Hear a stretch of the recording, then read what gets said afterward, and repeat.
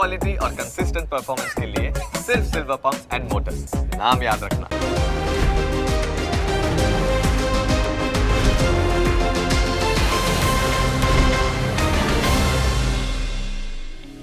Closing capital presented by Trade bulls.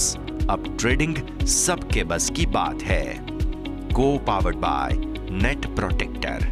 Protect your digital life.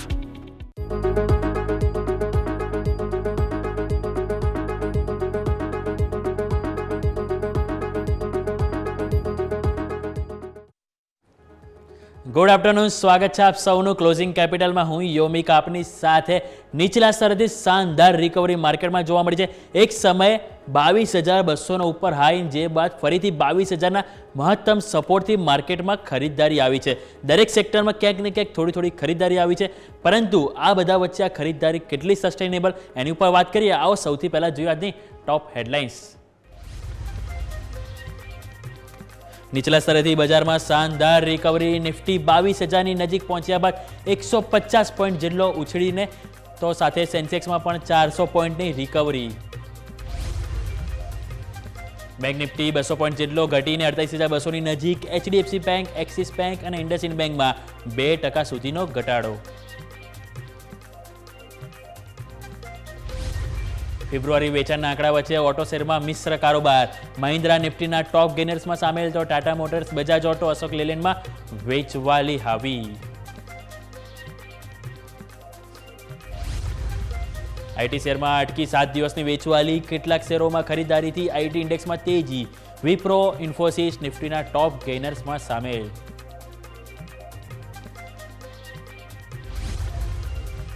Metal શેરમાં નીચલા સ્તરેથી સારી આવી રિકવરી। વેદાંતા, જેએસપીએલ અને અન્ય મેટલ શેરોમાં 1થી 2% સુધીની તેજી।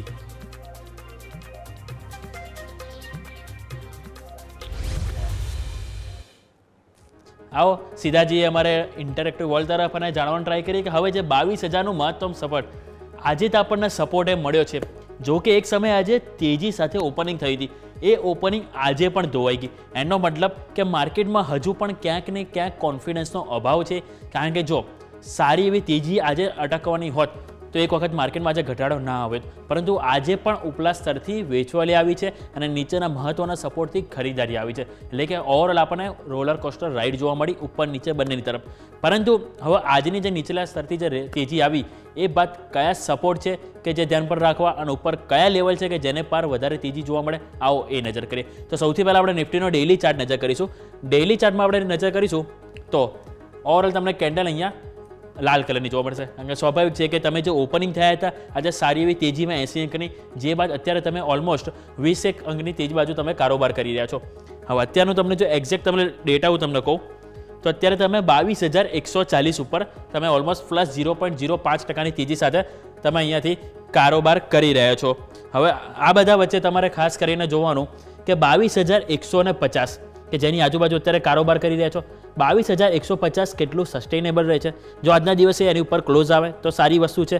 અને બીજી વસ્તુ કે તમે જે આજનો જે હાઈ તમે જોશો તો નિફ્ટીમાં તમને 22,200 ને ઉપર તમને જે હાઈ જોવા મળ્યો હતો, એટલે કે 22,261 તમને જે હાઈ જોવા મળ્યો હતો, એ બાદ તમે જોશો તો આજે વન વે અહીંથી ઉપલા સ્તરથી અહીંથી દબાણ આવ્યું અને દબાણ આવતા તમારા લો બની આજે એક્ઝેક્ટ 22,004, એટલે કે 22,000 ઉપર આપણે અગાઉ પણ વાત કરી હતી કે પુટ રાઇટર્સ છે કે જેનો અહીંયાથી તમને સપોર્ટ જોવા મળ્યો તો 22,004 છે સપોર્ટ મળ્યો અને ઉપરની તરફ તમે આજે હાઈ બનાવી છે 22,261, એટલે કે 250 ઉપર જે કોલ રાઇટર્સ છે જેણે અહીંયાથી આજે દબાણ આપ્યું છે અને એ જ કારણથી તમે અહીંયાથી નીચે સરકી ગયા। પરંતુ હવે જોવાનું રહેશે કે આ 22,000 જે સપોર્ટ છે એ કેટલો સસ્ટેનેબલ રહે છે। જો આ 22,000 સપોર્ટ અહીંયાથી તમે ના તોડ્યો તો સ્વાભાવિક છે કે આ જે ગેપ તમારો છે એ ગેપ તમારો ઓલમોસ્ટ થાય છે 22,500 ને ઉપર, એટલે એક વખત ચાન્સીસ છે કે તમે જો 22,000નો સપોર્ટ ટકાવી રાખશો તો 22,500 સુધીના લેવલ જોવા મળી શકે છે, કારણ કે એની પાછળનું કારણ ઘણા બધા છે। તમે જોશો તો ઓવરઓલ સેક્ટર દરેક ઓવરસોલ્ડ છે। ઓવરઓલ તમે સ્ટોક જોશો મોટાભાગના નિફ્ટી 50ના તે પણ ઘણા નેગેટિવ રિટર્ન થઈ ગયા છે। નાણાકીય વર્ષ 2025માં મોટાભાગના સ્ટોક છે કે અત્યારે નેગેટિવ રિટર્ન ઉપર આવી ગયા છે। ઇવન નિફ્ટી તમે જોશો તો 1.5 થી 0.5% નેગેટિવ રિટર્ન આપી રહ્યું છે. જ્યારે 2024 કેલેન્ડર યર આપણે જોયું હતું કે 9 થી 10% તેજી હતી, એ 10% તેજી આપણે જોયું તો 2 મહિનામાં જ સાફ થઈ ગઈ. એટલે એ સ્વાભાવિક છે કે જે રીતે ઓવરઓલ ટેકનિકલ ઇન્ડિકેટર પણ છે કે જે ઓવરસોલ્ડ કેટેગરીમાં છે, અને બીજી બાજુ ગ્લોબલ બજાર છે. શુક્રવારે સારી તેજી હતી, જ્યારે તમે જો એશિયન માર્કેટમાં જે દિવસભર સારી તેજી ટકાવી રાખી છતાં પણ આપણા ત્યાં હજુ પણ ક્યાંક ને ક્યાંક કોન્ફિડન્સનો અભાવ છે. એટલે સ્વાભાવિક છે કે એક વખત અહીંયા આપણને તેજી જોવા મળી શકે, જે તમારે અહીંયાથી 22,500 સ્પોન્સર કરી શકે છે.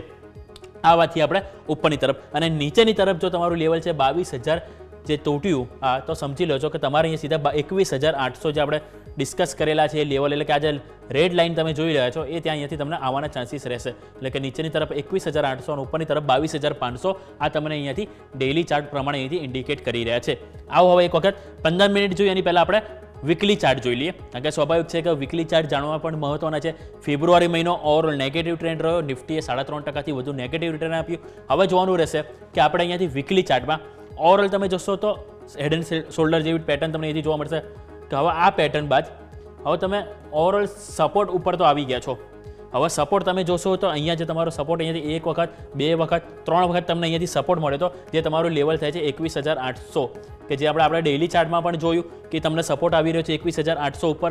હવે તમે વીકલી ચાર્ટમાં નજર કરશો તો વીકલી ચાર્ટમાં પણ તમારું જે આ 21,800 છે એ ખાસ કરીને સપોર્ટ તરીકે અહીંયા કામ કરવાનું છે. એટલે કે આ જે લેવલ છે એ તમારે અહીંયાથી સસ્ટેન થવું જોઈએ. જો એ ના થાય, એ પણ બ્રેક થાય તો સ્વાભાવિક છે કે અહીંયાથી તમને ઇલેક્શન ટાઈમના લો તમારા હતા 21,250 બાજુ તમે અહીંથી કારોબાર પહોંચી શકે છે, જે તમે અહીંયા જોઈ શકો છો કે 21,250 ત્યાં ઇલેક્શનની કેન્ડલ છે કે જ્યાંથી સારો એવો સપોર્ટ મળ્યો હતો. પરંતુ એઝ ઓફ નાવ તમારા માટે 21,800 અને જે બાદ 21,250 આ બે મેઇન સપોર્ટ થયા.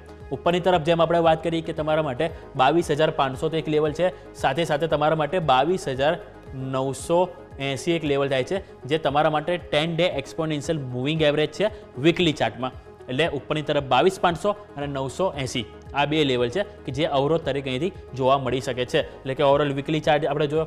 હવે જોવાનું રહેશે કે 15 મિનિટમાં તમને અહીંયાથી આજે તમે દિવસભર જોશો સારી એવી તેજી સાથે ઓપનિંગ જોવા મળી. ઓપનિંગ બાદ તમે જોશો તો એક શાર્પ આપણને અહીંથી વેચવાલી જોવા મળી. આ તમે અહીંયાથી ઓપન થયા સારી એવી તેજી સાથે, ઓપન બાદ અહીંયાથી 4 ટીકમાં તમે ઓલમોસ્ટ નેગેટિવ થઈ ગયા, અને આ નેગેટિવ થયા બાદ કારોબારમાં એક કન્સોલિડેશન જોવા મળ્યું, ફરી એક તેજી આવી, ફરીથી અહીંથી ડાઉન સાઇડ જોવા મળ્યું, અને ફરીથી અહીંયા કારોબારમાં એક કન્સોલિડેશન જોવા મળ્યું, અને અત્યારે તમે કારોબાર ઓલમોસ્ટ 22,130 ઉપર કરી રહ્યા છો. એટલે કે સ્વાભાવિક છે કે 22,150 જેની ઉપર આપણે એક તો પહેલાં ક્લોઝિંગ જોઈએ છે, એ ક્લોઝિંગ આવે તો પછી સ્વાભાવિક છે કે 22,000 સપોર્ટ તરીકે આપણે અહીંયાથી જોવાનું રહેશે. અને બીજો તમારું જો અહીંયા 22,190 જે તમારા 15 મિનિટમાં અહીંયાથી તમારો 50 ડે એક્સપોનેન્શિયલ મૂવિંગ એવરેજ થાય છે. એટલે ત્યાં પણ સ્વાભાવિક છે કે એક ને એક વખત આપણે અવરોધ અહીંયાથી જોવા મળી શકે છે. એટલે ઓવરઓલ આપણે જે ચાર્ટ જે છે એ તો તમને કહી રહ્યો છે કે હજુ પણ આપણને કન્સોલિડેશન જ જોવા મળશે. એટલે કે હવે આવતીકાલે ફોર એક્ઝામ્પલ આપણે મજબૂતીમાં ઓપન થઈ કે નેગેટિવ સપોર્ટ તમારા આજના દિવસનો લો રહેશે, જે તમારો થાય છે 22,004. એટલે ઇન શોર્ટ 22,000 ના તૂટવું જોઈએ. એ શા માટે હું તમને કહું છું તો આવો ઓવાઈ ડેટા જોઈએ. ઓવાઈ ડેટા ઉપરથી આપણને પરફેક્ટલી ખ્યાલ આવશે કે આપણે શા માટે 22,000નું લેવલ ના તૂટવું જોઈએ. તો 22,000 તમે લેવલ છે એ તમે અહીંથી જોઈ રહ્યા છો. સૌથી વધારે સપોર્ટ તમને એમાં મળી રહ્યો છે, ઓલમોસ્ટ 1 કરોડ નજીક તમને અહીંથી પોઝિશન જોવા મળી રહી છે 22,000નો સપોર્ટ. એટલે એ જ કારણથી તમને આજે અહીંયાથી સારી રિકવરી જોવા મળી. નીચેની તરફ તમે નજર કરશો તો સૌથી વધારે સપોર્ટ તમારે આવી રહ્યો છે એ 21,900 અને 21,800. એટલે એક સમયે તમે 22,000 જો બ્રેક કરો છો તો નીચેની તરફ તમને અહીંયાથી 100 થી 200 અંકની રેન્જ ઓપન થઈ જાય છે એક્સપાયરી સુધીમાં, એક્સપાયરી એટલે કે ગુરુવાર સુધીમાં. હવે ઉપરની તરફ જોઈશું, કોઈ કારણોસર 22,000 ટકાવી રાખ્યું તો ઉપર 22,200 છે, જે બાદ 22,300, પરંતુ સૌથી હાઈએસ્ટ તમે જોશો તો 22,400 અને 22,500. ઓવરઓલ 400 અને 500 એક રેન્જ છે કે જ્યાં તમારે કોલ રાઇટર્સ અહીંયાથી વધારે જોવા મળી રહ્યા છે. એટલે કે એક વખત 22,150 ઉપર ક્લોઝ થશે તો પોઝિટિવ વસ્તુ છે, કારણ કે ઇન નિયર ટર્મ્સ ક્યાંય તમને એટલો કોલ રાઇટર્સ એટલે કે અવરોધ નહીં નડે. ડાયરેક્ટ તમને અવરોધ આવશે તે 22,400 અને 22,500. આ બે લેવલ છે કે જેને તમારે ક્રોસ કરવાનું રહેશે. એ ક્રોસ કરશો તો સ્વાભાવિક છે કે 23,000 સુધીના પણ લેવલ જોવા મળી શકે છે. આ વાતથી આપણે ઓવાઈ ડેટાની આવો ઓવાઈ ચેન્જ જોઈ લઈએ કે આજે આપણને નિફ્ટીમાં કયો ઓવાઈ ચેન્જ ક્યાં આપણને જોવા મળ્યું છે. તો ઓવાઈ ચેન્જમાં તમે નજર કરશો તો આજના ઓવાઈ ચેન્જમાં તમને એડ ઓન જોવા મળ્યું છે તે છે 22,000 ઉપર, કે એ જ કારણથી સારો એવો સપોર્ટ આવ્યો. નીચેની તરફ 21,900 સૌથી વધારે એડ ઓન પુટ રાઇટર્સમાં થયું છે, એ પોઝિટિવ વસ્તુ છે. કોલ રાઇટર્સમાં તમે જોશો તો માત્ર તમને અહીંયાથી 22,100 અને 22,200 કે નજીકની સ્ટ્રાઇક રેટમાં તમને આ બે લેવલ છે કે જ્યાં થયું છે. પરંતુ કમ્પેરમાં તમે જોશો તો જે રેડ લાઇન, જે રેડ બિલ્ડિંગ તમે જોઈ રહ્યા છો એમાં સારો એડ ઓન થયું છે. એ જ બતાવે છે કે માર્કેટમાં ક્યાંક ને ક્યાંક નિયર ટર્મમાં સપોર્ટ આપણે જોઈ રહ્યા છે. એ આપણને અહીંયાથી ડેટા પરથી જોવા મળી રહી છે. એટલે સ્વાભાવિક છે કે આપણે અહીંયાથી 21,800 એ ખાસ કરીને નીચે બ્રેક તરીકે આપણે જોવાનું રહેશે. એટલે આ વાતથી આપણે ઓવરઓલ નિફ્ટીની આવો એક બ્રેક લઈ લઈએ. બ્રેક બાદ આપણે બેંક નિફ્ટીની ઉપર જોઈશું, કારણ કે બેંક નિફ્ટીનું સેટઅપ ઘણું ઇન્ટરેસ્ટિંગ છે. એક ટાઈમ હતો કે સારી એવી મજબૂતી હતી, પરંતુ આજના દિવસે થોડીક નિરાશા જોવા મળી છે. કેમ એ આપણે આવો એક બ્રેક બાદ જાણીએ.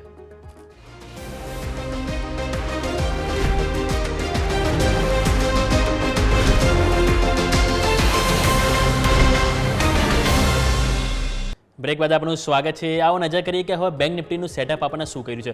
નિફ્ટીનું તો આપણે જોયું કે ઓવરઓલ આપણને ઉથલપાથલ જોવા મળી, નીચલા સ્તરથી સારો સપોર્ટ આવ્યો છે. પરંતુ આજના માર્કેટનો નિરાશ કરવાવાળું તે ફાઇનાન્સ સેક્ટર એટલે કે બેંક નિફ્ટી. હવે બેંક નિફ્ટીમાં તમે જો સૌથી પહેલાં આપણે ડેઇલી ચાર્ટ ઉપર નજર કરીએ. ડેઇલી ચાર્ટમાં તમે નજર કરશો તો નિફ્ટી કરતાં બેંક નિફ્ટીમાં આજે સેટઅપ થોડુંક ખરાબ થયું છે.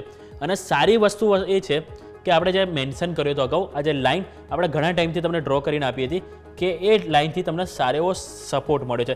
એક્ઝેક્ટ તમે નજર કરશો તો ત્યાંથી જ તમને સપોર્ટ આવ્યો છે. જે તમારું લેવલ આપણે વાત કરી હતી કે 47,800 થી 47,900 કે આ એક લેવલ છે કે જ્યાં તમને અહીંયાથી એક માર્કેટમાં સપોર્ટ આવી શકે છે. અને આજનો લો તમે નજર કરશો તો તમારા માટે છે 47,841. એટલે સ્વાભાવિક છે કે 47,841 ત્યાંથી માર્કેટે સપોર્ટ લીધો, જે આપણે મેન્શન કર્યું હતું ત્યાંથી એક્ઝેક્ટ સપોર્ટ મળ્યો છે. આ સપોર્ટ તમને અહીંથી જાન્યુઆરીમાં પણ મળ્યો હતો અને ફરીથી માર્ચમાં આજે સપોર્ટ મળ્યો છે. હવે આ જે લેવલ છે 47,000 એટલે કે આજનો લો 47,841 એ ખાસ કરીને સપોર્ટ રહેશે. સૌથી પહેલો એ રહેશે 47,841. એ બ્રેક થયું તો સ્વાભાવિક છે કે નીચે 46,000 જે બહુ ઘણો દૂર લેવલ છે એ તમારા છે જે ઇલેક્શનના લો, એટલે કે ઇલેક્શનના લો આવવાના ચાન્સીસ છે. પરંતુ 47,841 એ તૂટવું ના જોઈએ એઝ ઓફ ના. હવે ઉપરની તરફ જોઈએ આપણે. ચલો થોડુંક પોઝિટિવ વિચારીએ કે સ્વાભાવિક છે કે માર્કેટમાં જે રીતનું કરેક્શન આવ્યું છે ક્યાંક ને ક્યાંક થોડી ખરીદારી આવે તો ઉપર આપણે કયું લેવલ છે એ ધ્યાન પર રાખવાનું છે. તો એ તમારું લેવલ થાય છે ઓલમોસ્ટ 48,745 આજુબાજુ, કે જે તમારી અહીંથી ગેપ ડાઉન ઓપનિંગ થયા હતા. એટલે સ્વાભાવિક છે કે અહીંથી એક સમય તેજી આવે તો આ જે ગેપ છે બ્લેક લાઇન દોરેલી છે એ ગેપ આપણને પૂરતો જોવા પડી શકે છે માર્કેટમાં.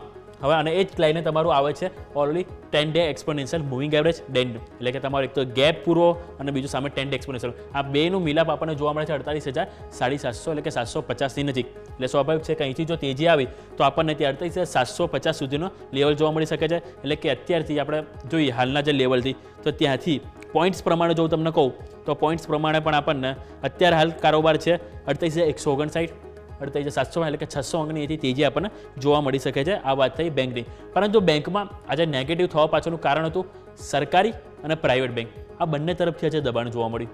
એક ટાઈમ હતો કે લાસ્ટ એક વીક જોઈએ આપણે ફેબ્રુઆરીનો છેલ્લો સપ્તાહ, તેમાં આપણને પ્રાઇવેટ બેંકે સારો સપોર્ટ આપ્યો હતો. પરંતુ આજે સૌથી વધારે કમજોરી પણ એમાં જોવા મળી છે. કારણ કે તમે ઇન્ડસઇન્ડ બેંક જો, એક્સિસ બેંક જો કે જેમાં 2-3% ઘટાડો જોવા મળ્યો. એ જ કારણથી આજે ઓપનિંગ બાદ જ ખરાબ મૂડ આજે આપણને બેંક નિફ્ટીનો જોવા મળ્યો. પરંતુ હવે આવો એક વખત આપણે વીકલી ચાર્ટ જોઈએ કે વીકલી ચાર્ટમાં આપણે અહીંથી શું સેટઅપ બની રહ્યું છે. તો વીકલી ચાર્ટ ઉપર આપણે નજર કરીશું. વીકલી ચાર્ટમાં તમે નજર કરશો તો 47,000 આપણે જે વાત કરી હતી લેવલ કે ત્યાંથી એક વખત, આ બે વખત અને આજે ત્રીજી વખત, 3 વખત ત્યાંથી સપોર્ટ તમને મળી રહ્યો છે. ઉપરની તરફ આપણે વાત કરી તો વીકલી ચાર્ટમાં આપણો 10 ડે એક્સપોનેન્શિયલ આવે છે 49,240. 10 ડે એક્સપોનેન્શિયલમાં તમારા માટે હતો 48,750. એટલે કે અહીંથી સારી એવી તેજી જો માર્કેટમાં આવી તો ફર્સ્ટ આ લેવલ આપણને જોવા મળી શકે છે 48,750 અને એના બાદ આપણને 49,250 સુધીના લેવલ જોવા મળી શકે છે. અને નીચેની તરફ જેમ આપણે વાત કરી મેં તમને કે અહીંથી ડાયરેક્ટ જો સપોર્ટ તમારો આવે તો સીધો તમારે ઇલેક્શન ટાઈમનો લો છે અને જે લો તમારો થઈ રહ્યો છે ઓલમોસ્ટ 46,000નો. એટલે કે નીચે કોઈ કારણોસર આ લેવલ ના તૂટવું જોઈએ. જો આ લેવલ તૂટે તો અહીંયાથી આપણને સીધું વન વે આપણને 46,000 સુધીના લેવલ જોવા મળી શકે છે. પરંતુ અહીંથી જો રિકવરી આવે તો આપણે જેમ વાત કરી કે અહીંથી 49,200 સુધીના લેવલ જોવા મળી શકે છે. આ વાત થઈ વીકલી ચાર્ટમાં. આવો હવે 15 મિનિટનો જોઈએ. આજનો 15 મિનિટનો ઘણો ઇન્ટરેસ્ટિંગ એટલા માટે છે કારણ કે આજે આપણે નજર કરીશું તો ઓપન આપણે અહીંયા થયા, ઓપન બાદ શાર્પ કેન્ડલ આપણે અહીંથી જોવા મળી અને એ કેન્ડલ તમે જોશો તો ઓલમોસ્ટ એની મૂવમેન્ટ પણ તમે 49,550 થી ડાયરેક્ટ તમે અહીંયા નીચે આવી ગયા 48,150. એટલે આ મૂવમેન્ટ તમારો ઓલમોસ્ટ 400 થી 500 અંકની તમારા માટે કેન્ડલ થાય છે કે 400 થી 500 અંક તમે માત્ર 15 મિનિટમાં તૂટી ગયા, જે ઘણું નેગેટિવ હતું. જે બાદ ફોલોઅપ 3 કેન્ડલ જોવા મળી કારોબારમાં, અહીંયાથી કન્સોલિડેશન આવ્યું, અહીંથી થોડીક રિકવરી પણ આવી અને અત્યારે તમે ઓલમોસ્ટ 48,150 એટલે અહીંયા તમે કારોબાર કરી રહ્યા છો.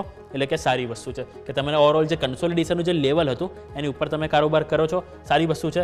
અને નીચેની તરફ તમે જોયું તો અહીંયા એક વખત નજર કરો તમે, જે તમને હું વારંવાર કહું છું 47,800 900 15 મિનિટ કેન્ડલમાં એક વખત, 2, 3, 4, 5, 6, 7 એટલે જે આખો દિવસ તમને ત્યાંથી 6 થી 7 વખત 15 મિનિટમાં સપોર્ટ મળ્યો.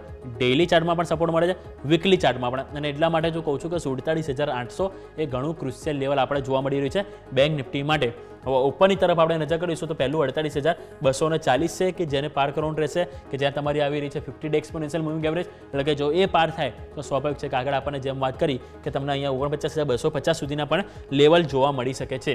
આવો હવે આપણે જોઈ લઈએ ઓઆઈ ડેટા, કે ઓઆઈ ડેટા આપણને અહીંથી શું સેટઅપ કરી રહ્યા છે. તો નિફ્ટી ઓઆઈ ડેટા ઉપર તમે નજર કરશો તો તમારે અહીંયાથી મેઇન ખાસ કરીને આવે છે સપોર્ટ 48,000. અત્યારે તમે કારોબાર કરી રહ્યા છો 48,150 એટલે કે 48,000 આજે ચાન્સીસ છે પૂરેપૂરા સચવાશે. હવે આજે સચવાઈ ગયું તો આવતીકાલે જોવાનું રહેશે કે બ્રેક ના થાય. જો એ બ્રેક થયું તો અહીંયા ક્યાંય સપોર્ટ તમને નથી મળી રહ્યો. લુક એટ ધીસ, તમને ડાયરેક્ટ સપોર્ટ મળે છે તો એ છે સીધું 47,500 અને એના બાદ અહીંયા પણ ક્યાંય સપોર્ટ નથી મળી રહ્યો. સીધા તમારા 500 અંક નીચે, એટલે કે તમારા માટે 47,000 એટલે કે સીધું તમારે રેન્જ 48,000 થી 47,000 અહીંયાથી જોવા મળી શકે છે.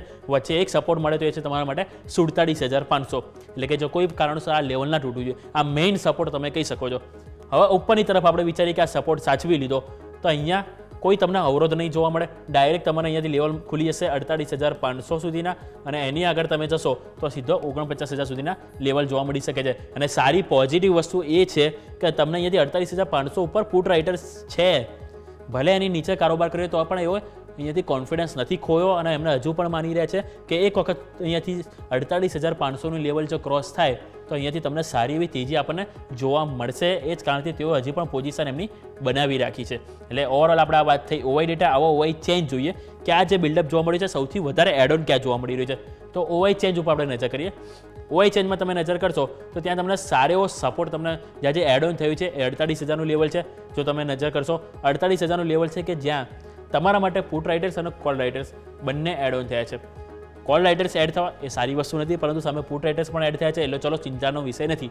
હવે નજર કરશો તો અહીંયાથી તમે 48,200 100 47,900 47,800 એટલે કે અત્યારે જે કારોબાર કરી રહ્યા છે એની 500 અંકની રેન્જ કે દરેકમાં ક્યાંક ને ક્યાંક થોડું આપણે અહીંયાથી પુટ રાઇટર્સ એડ ઓન થયા છે. એટલે કે માર્કેટ અહીંયાથી સંભાળવાનો પ્રયત્ન કરશે, પૂરેપૂરા સંકેતો જોવા મળી રહ્યા છે. અને ઉપરની તરફ સૌથી હાઈએસ્ટ અવરોધ નડશે 48,500 એટલે ઓવાઈ અને ઓવાઈ ચેન્જ બંને ડેટા આપણને કહી રહ્યું છે. ઉપરની તરફ 48,500 અને નીચેની તરફ આપણને 47,500 આ એક લેવલ છે કે જ્યાં આપણને એક અવરોધ જોવા મળી શકે છે. એટલે ઓવરઓલ આપણે આ વાત થઈ કે નિફ્ટી અને બેંક નિફ્ટીની એક વખત તમને જો કન્ક્લુઝન આપી દો ફરીથી તો નિફ્ટીમાં તમારે ખાસ કરીને લેવલ છે અત્યારે 22,130, નીચેની તરફ 22,004 આજનો લો છે એટલે કે 22,000 બ્રેક ના થવું જોઈએ. જો એ બ્રેક થશે તો 21,800 સુધીના લેવલ જોવા મળી શકે અને ઉપરની તરફ 22,250 જે આજનો ઓલમોસ્ટ હાઈ છે એને પાર કર્યું તો 22,500 સુધીના લેવલ જોવા મળશે.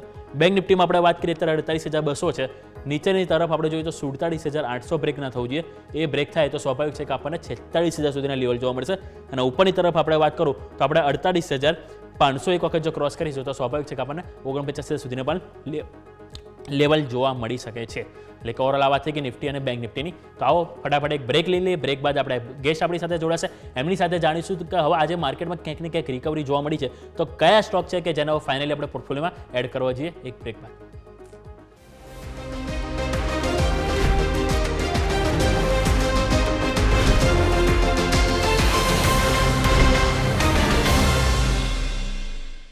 બ્રેક બાદ આપનું સ્વાગત છે. તો આવો નજર કરીએ માર્કેટ ઉપર તો એ જ રેન્જ આપણને જોવા મળી રહી છે 22,120 આજુબાજુ અત્યારે આપણે હાલ કારોબાર કરી રહ્યા છે.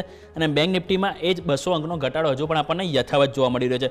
સારી એવી તેજી આપણને જોવા મળી છે તો પીએફસી આરઈસી જેવા સ્ટોકમાં, કારણ કે આજે આપણને મલ્ટી હાઉસ તરફથી બ્રોકરેજ આપણને જોવા મળ્યા હતા અને સારો એવો પોઝિટિવ આજે આપણને એમના તરફથી જોવા મળ્યો હતો.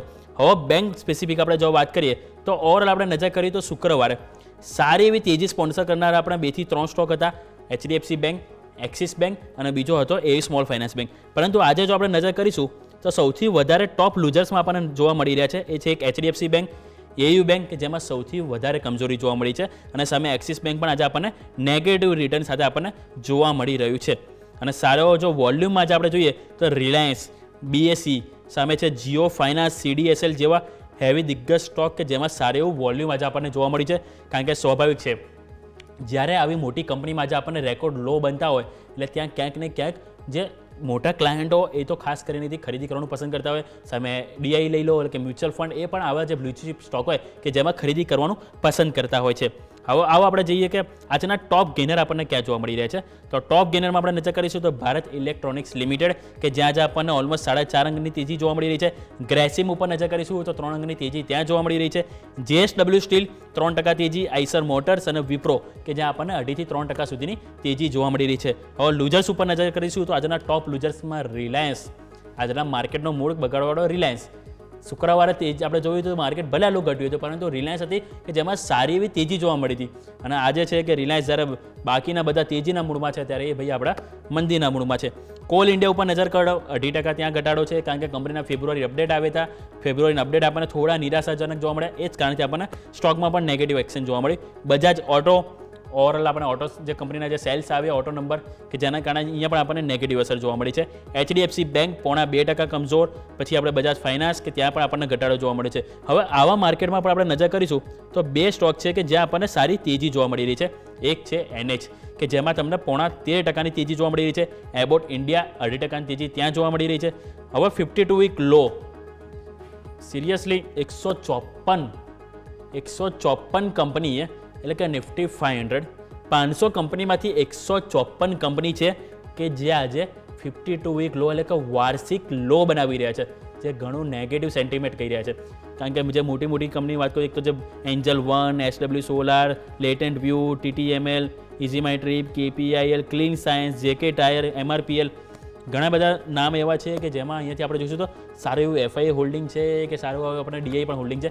એવા સ્ટોક આપણે જોઈએ તો અત્યારે 52 વીક લો બનાવી રહ્યા છે. આજ આગળ આપણે જોઈએ તો લાસ્ટ વીક પણ આપણને ખાસો 70-80 અંક હતો કે જે આજે 154 કંપની 52 વીક લો બનાવી રહ્યા છે, જે માર્કેટ માટે નેગેટિવ સેન્ટિમેન્ટ છે કે ભલે અત્યારે આપણે નીચલા સ્તરથી સારી એવી રિકવરી આવી છે ઓલમોસ્ટ 150 અંકની, પરંતુ એ રિકવરી કોઈ કામની નહીં કે જ્યારે આપણે અહીંથી માર્કેટમાં 154 કંપનીઓ, 500 કંપનીમાંથી 154 એટલે રેશિયો પણ તમે જોઈ શકો કે ઓલમોસ્ટ 30% જેવો રેશિયો થયો કે જે અહીંયાથી હજુ પણ નેગેટિવના મૂળમાં છે અને નવા લો બનાવી રહ્યા છે. એટલે આ એક થોડો ખાસ કરીને વિષય છે. બીજું આપણે જોઈશું તો આજે મિડ કેપ અને સ્મોલ કેપ દિવસભર આપણને જોયું તો એમાં નફા વસૂલી જોવા મળી. સવારે 1.5% સુધી નફા વસૂલી હતી, પરંતુ અત્યારે આપણને ક્યાંક ને ક્યાંક થોડી રિકવરી એમાં જોવા મળી છે. અને મિડ કેપમાં આપણે જોઈએ તો અત્યારે 5% પોઝિટિવ એક્શન છે. સવારે 1.5% નેગેટિવ, અત્યારે 5% પોઝિટિવ, એટલે કે ન્યૂનતમ સ્તરથી ઓલમોસ્ટ 0.5 થી 2%ની તેજી આપણને અહીંથી મિડ કેપ અને સ્મોલ કેપમાં જોવા મળી છે. સ્મોલ કેપમાં નજર કરીએ તો એમાં 5%ની કમજોરી છે. એટલે સ્વાભાવિક છે કે અહીંયા પણ આપણને જે 0.2%ની કમજોરીમાંથી 5% ઉપર આવેલા અહીંયા પણ રિકવરી જોવા મળી છે. સેક્ટર સ્પેસિફિક નજર કરીએ, સવારે સૌથી વધારે મજબૂતીમાં હતા નિફ્ટી ઓટો અને નિફ્ટી IT. અત્યારે પણ ગ્રીન કલરમાં છે, પરંતુ ઓટો સેક્ટરમાં ક્યાંક ને ક્યાંક ઉપલા સ્તરથી તેજી ધોવાઈ છે. સરકારી બેંક ઉપર નજર કરો એટલે કે નિફ્ટી PSU બેંક સતત કેટલા દિવસ હશે કે જે આપણને અહીંથી નેગેટિવ રિટર્ન આપી રહ્યું છે. આજે પણ એક સમય 1.5% કમજોર હતું, પરંતુ અત્યારે 5% કમજોર છે, પરંતુ છે લાલ નિશાનમાં, જે આપણે ના ભૂલવું જોઈએ. નિફ્ટી ફાઇનાન્સ 5%ની કમજોરી ત્યાં જોવા મળી રહી છે.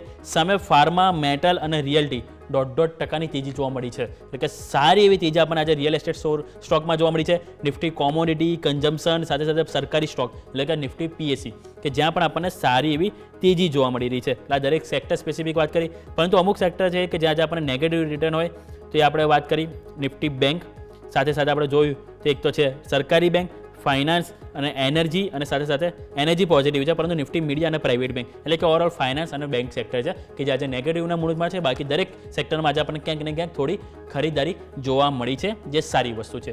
આવો હવે આજે જોઈએ કે સ્ટોક સ્પેસિફિક આજે આપણને કઈ રીતની એક્શન જોવા મળી છે. તો સૌથી પહેલાં આપણે વાત કરવી જોઈએ તે છે કોલ ઇન્ડિયા. કારણ કે કોલ ઇન્ડિયામાં હમણાં જેમ વાત કરી કે નિફ્ટીના ટોપ લૂઝર્સમાં છે. સમાચાર હતા કે હમણાં જે ફેબ્રુઆરીમાં જે વાર્ષિક પ્રોડક્શન ટાર્ગેટ કંપનીને જે હતો એનો હજી 83% હાંસિલ કર્યો છે. એટલે કે નાણાકીય વર્ષ 2025ના અંત સમયમાં આવી પહોંચ્યા છે. ઓલમોસ્ટ અત્યારે ફેબ્રુઆરી મહિનો છે, હવે રહ્યો 1 મહિનો, એટલે કે કંપનીને જે હાંસિલ કરવો છે એમનું લક્ષ્ય કંપની પાસે માત્ર 1 મહિનો છે.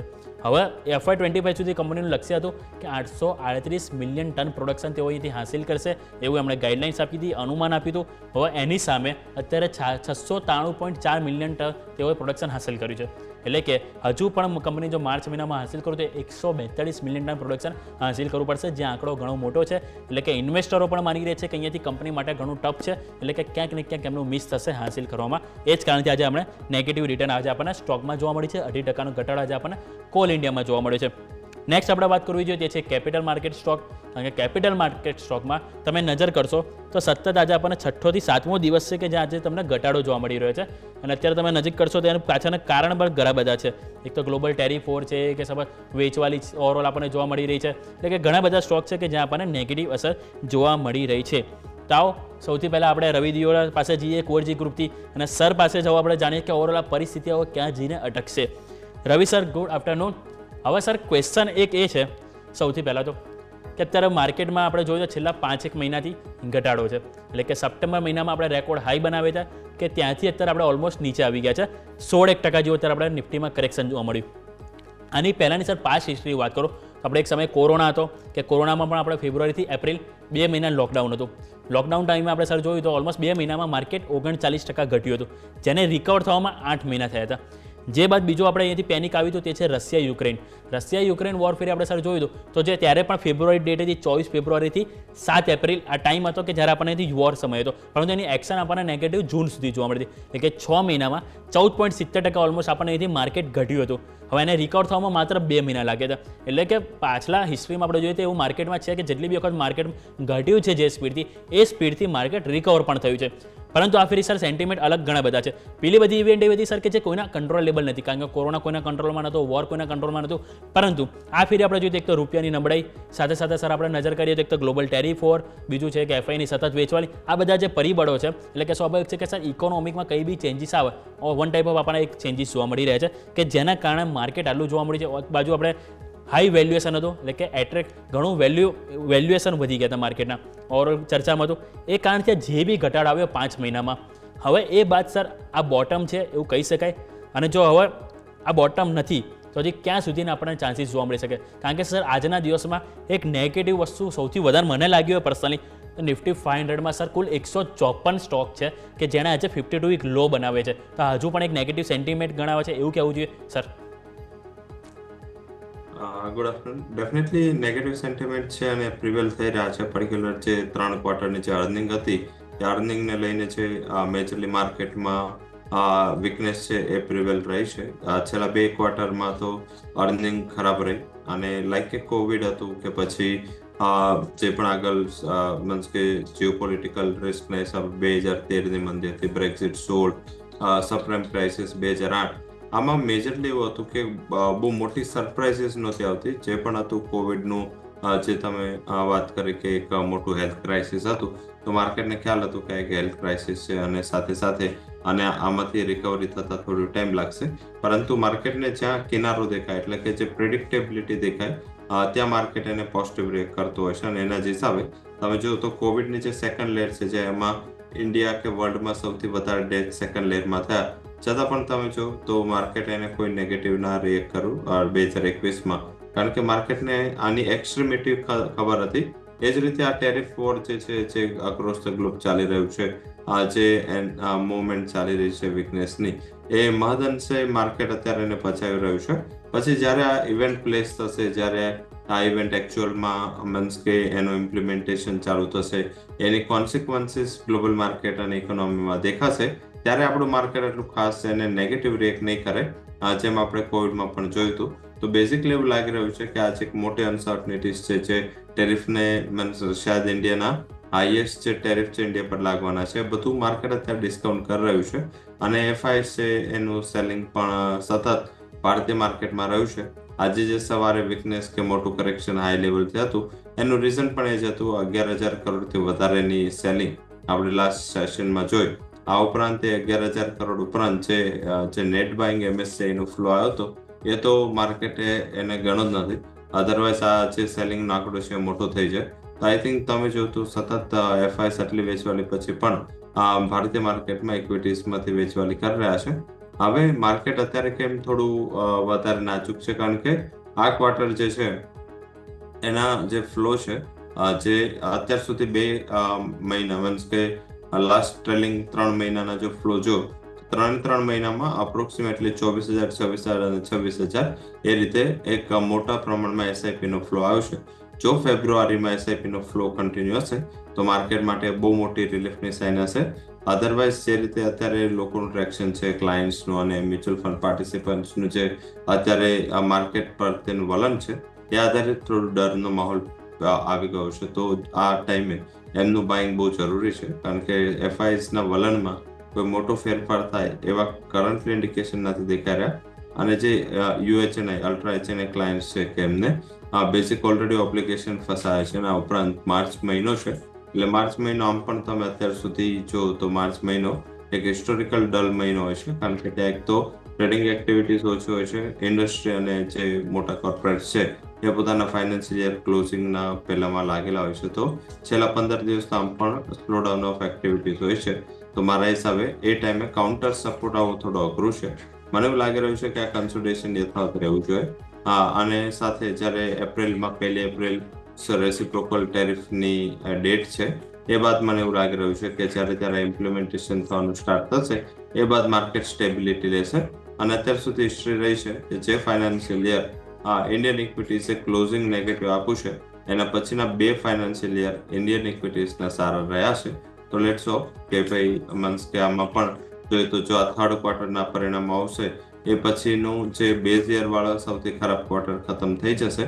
તો ગયા વર્ષે જે સપ્ટેમ્બર ક્વાર્ટર છે એમનો બેઝ જ બહુ લો હતો. આઈ થિંક એના ઉપર હવે તમારે જોવાનું છે.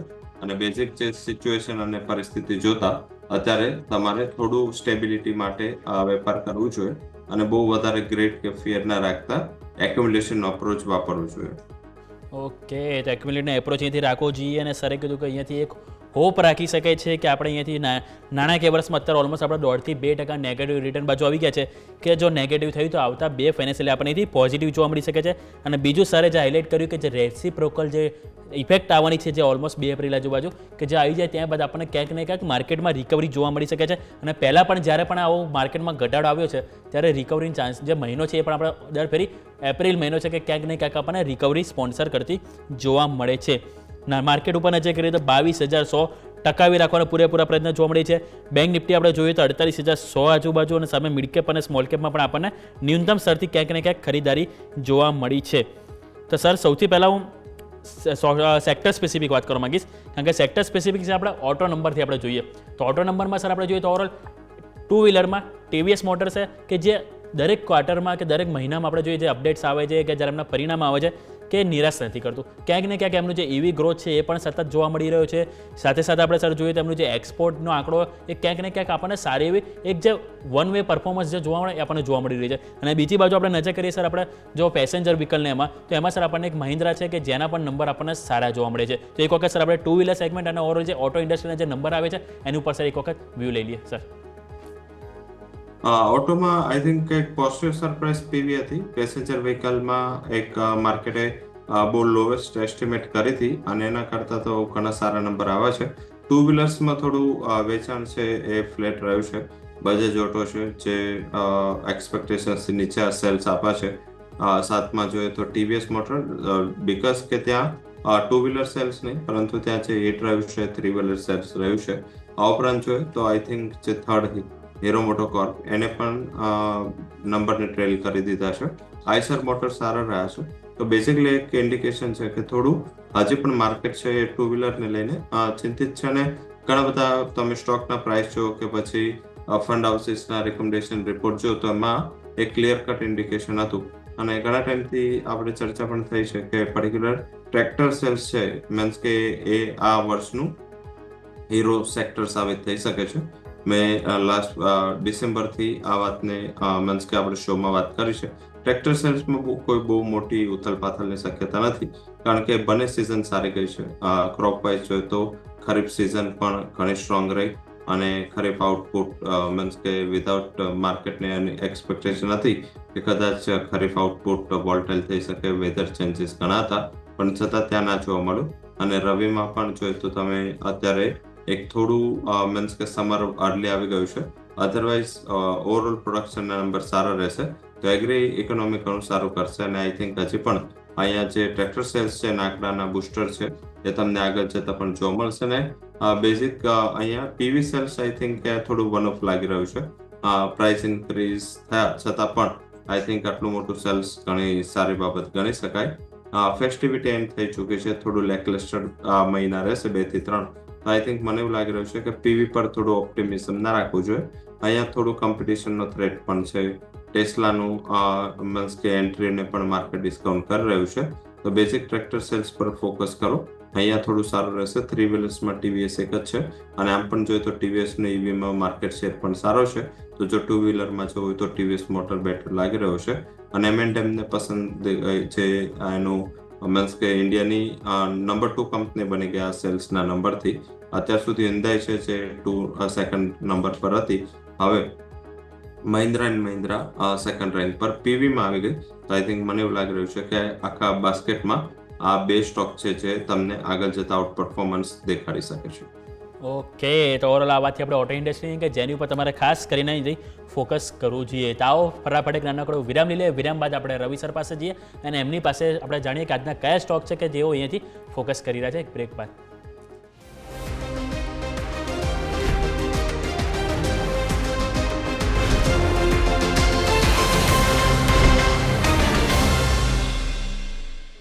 બ્રેક બાદ આપનું સ્વાગત છે. તો આવો નજર કરીએ માર્કેટ ઉપર. તો હજુ પણ આપણને 22,100ની લાઇન છે કે હજુ પણ પકડી રાખી છે. એટલે સ્વાભાવિક છે કે આની આજુબાજુ જ આપણને ક્લોઝિંગ જોવા મળશે. તો આવો સ્ટોક સ્પેસિફિક નજર કરીએ તો સૌથી પહેલાં રવિ સર તમારી પાસે આવીશ અને હું જાણવા માંગીશ કે કયા સ્ટોક છે કે જેની ઉપર તમે અહીંથી ફોકસ કરી રહ્યા છો સર. પહેલી રેકમેન્ડેશન ગોદરેજ ઇન્ડસ્ટ્રી રહેશે. ડિસ્પાઇટ કે તમે જો માર્કેટ ખાસો વોલ્ટાઇલ છે, ખાસો એવું ઉથલ-પાથલ માર્કેટમાં છે, પણ આ સ્ટોકમાં કોઈ પણ પ્રમાણે વીકનેસ નથી જોવા મળે અને સારા બ્રેકઆઉટ પર આ શેર દેખાઈ રહ્યો છે. ટેકનિકલી અને ફંડામેન્ટલી બંને કંપનીના વાઇઝ સ્ટ્રોંગ દેખાઈ રહ્યા છે. ખરીદી કરો. 1100 આસપાસ શેર ચાલી રહ્યો છે. સ્ટોપ લોસ 1062 રાખો ઉપરની બાજુ. 1170 ટાર્ગેટ રહેશે. પહેલો સ્ટોક રહેશે ગોદરેજ ઇન્ડસ્ટ્રી. સેકન્ડ રેકમેન્ડેશન રહેશે એ છે હિતાચી એનર્જી. જે રીતે ગરમીનો પારો ઠંડીની સિઝનમાં આવ્યો છે તો આગળ જતા કુલિંગ ડિમાન્ડ એ ઘણું મોટું ફેક્ટર સાબિત થશે.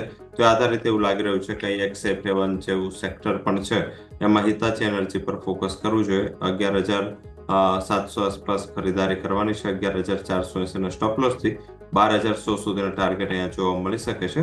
અને ત્રીજો આ થીમ પર તમે વોલ્ટાસ પર પણ ફોકસ કરી શકો. અહીંયા પણ એક સારું બ્રેકઆઉટ છે અને અહીંયા પણ જે થીમ આપણે હિતાચી એનર્જી માટે વાત કરી એ જ થીમ અહીંયા પણ વર્કઆઉટ થઈ રહી છે. 1360 આસપાસ ખરીદારી કરવાની રહેશે. 1332 સ્ટોપ લોસ. ટાર્ગેટ ઉપર 1480 રહેશે. તો 3 રેકમેન્ડેશન હિતાચી એનર્જી, વોલ્ટાસ અને ગોદરેજ ઇન્ડસ્ટ્રી અહીંયા ફોકસ કરવું જોઈએ.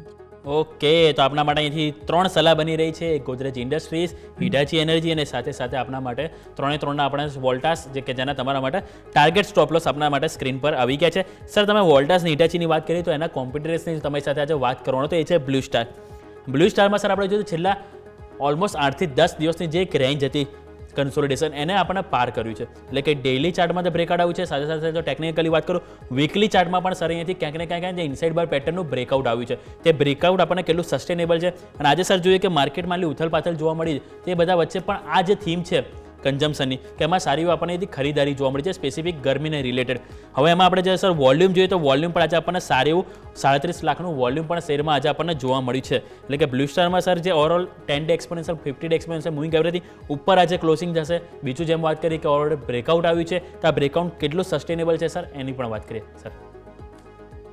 જરૂરથી હું બ્લુ સ્ટાર ફર્સ્ટ રેકમેન્ડેશન આપવાનો હતો, બટ લાસ્ટ શોમાં અને સાથે સાથે બજેટની પછી જ્યારે મીન્સ કે ટેક્સના લઈને રિલીફ આવી, હંમેશા છેલ્લા 3 થી 4 વાર આપણે બ્લુ સ્ટારને રેકમેન્ડ કર્યું છે. એટલે આપણે આજે બ્લુ સ્ટારની જગ્યાએ હિતાચી એનર્જીને રિપ્લેસ કરો.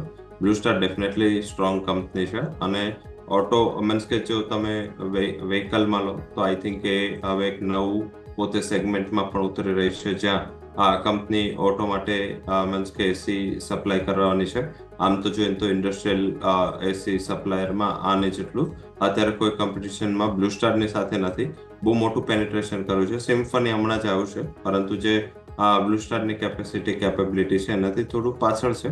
ઓલો લાગી રહ્યું છે કે આ સ્ટોક છે એ આગળ જતા પણ એક સારું પરફોર્મન્સ આપી શકે છે અને જો ઇનકેસ આ સમર આ જ રીતેનું ઓર્ડલી રહ્યું ને જો લોંગ લાસ્ટિંગ રહ્યું જૂન સુધી, તો મારા હિસાબે કુલિંગ ડિમાન્ડ એ ઘણું મોટું ફેક્ટર છે, પોઝિટિવ સાબિત થઈ શકે છે. શોર્ટ ટર્મ માટે ખરીદી કરી લો કરંટ લેવલે. નીચે બાજુ જે સપોર્ટ આજનો બેઝ છે એ ક્લોઝિંગ બેઝ પર ધ્યાન રાખવા હવે એ 1930 નો રહેશે, જે હવે એનો નવો બેઝ હશે. અને ઉપરની બાજુ જે ટાર્ગેટ છે એ 2240 સુધીના અહીંયા ઇઝીલી જોવા મળી શકે છે. તો બ્લુ સ્ટાર પર ખરીદારી કરવી જોઈએ. મારા હિસાબે અહીંયા બોટમ બની ચૂક્યું છે અને પ્રાઇસ વોલ્યુમ બ્રેકઆઉટ પણ છે. ઓકે, તો બોટમ પણ બની ગયું છે અને પ્રાઇસ વોલ્યુમ બ્રેકઆઉટ પણ જોવા મળી ગયું છે. અહીંયા પણ ખરીદીની સલાહ બની રહી છે આપણા માટે રવિ સર તરફથી બ્લુ સ્ટાર. સર, આજના PSU સ્ટોકમાં જો હું વાત કરવા માંગુ તો સારી એવી તેજી સ્પોન્સર કરી છે ફાઇનાન્સ, એટલે કે પાવર ફાઇનાન્સ કોર્પોરેશન અને સાથે છે REC. બંને ઉપર સર આજે CLSA તરફથી રેટિંગ આપવામાં આવી હતા, બંને ઉપર આઉટ પરફોર્મ રેટિંગ આપવામાં આવી છે. અહીંયાથી સર CLSAનું માનવું હતું કે એમનું જે ડબલ ડિજિટ ગ્રોથ અહીંથી શક્ય છે હાલના જે ઓર્ડર પાઇપલાઇન છે એના પ્રમાણે, અને એમનું કહેવું છે કે એમની જે કંપની જે લોન ગ્રોથ છે એમાં સારું પ્રદર્શન આવનારા દિવસોમાં પણ કરશે અને અત્યારે પણ કરી રહ્યું છે. REC માટે પણ સર એમણે કીધું કે અહીંયાથી ડબલ ડિજિટ ગ્રોથ તેઓ જોઈ રહ્યા છે અને એમના જે કુલ સેન્કશન જે ઓલરેડી 55% સેન્કશન છે કે જે હજુ ડિસ્બર્સ નથી થયા, એટલે કે ઓવરઓલ તેઓ અહીંથી એમણે કે RECમાં તેઓ ટાર્ગેટ થોડો કટ કર્યા છે પરંતુ ઓવરઓલ વ્યૂ પોઝિટિવ આપે છે, જેના કારણે સર આજે સારી એવી તેજી આવી છે. તો સર REC અને PFC ઉપર પણ એક વખત વ્યૂ આપો કે હવે અહીંયાથી જે તેજી આવી છે એ સસ્ટેનેબલ રહેશે કે અહીંથી વન ટાઈમ તેજી આપણને જોવા મળશે સર? જરૂરથી, કારણ કે ટાર્ગેટ કટ ને બંનેમાં REC PFC બંનેમાં ટાર્ગેટ કટ આવે છે અને આઈ થિંક RECમાં સ્ટીપ છે, PFCમાં એટલો સ્ટીપ નથી કારણ કે એનો એટલો ઉપર ટાર્ગેટ નહોતો. પરંતુ ડેફિનેટલી રાઈટ ટાઈમે આ રિપોર્ટ આવશે કારણ કે પ્રાઇસ ટાર્ગેટ કટ કરવા છતાં આ ટાર્ગેટ કરંટ માર્કેટ પ્રાઇસ એટલે લાસ્ટ ક્લોઝિંગથી તો બહુ ઉપર છે, એટલે માર્કેટ આજે બંનેને પોઝિટિવ રિએક્ટ કર્યું. સાથે ઇન કેસ આપણે હમણાં એસીની વાત કરી તો ચલાવ પાવર તો જોઈશે અને પાવર લાવવા માટે પ્લાન જોશે અને એનું ફાઇનાન્સ આ કંપનીઓ કરે છે.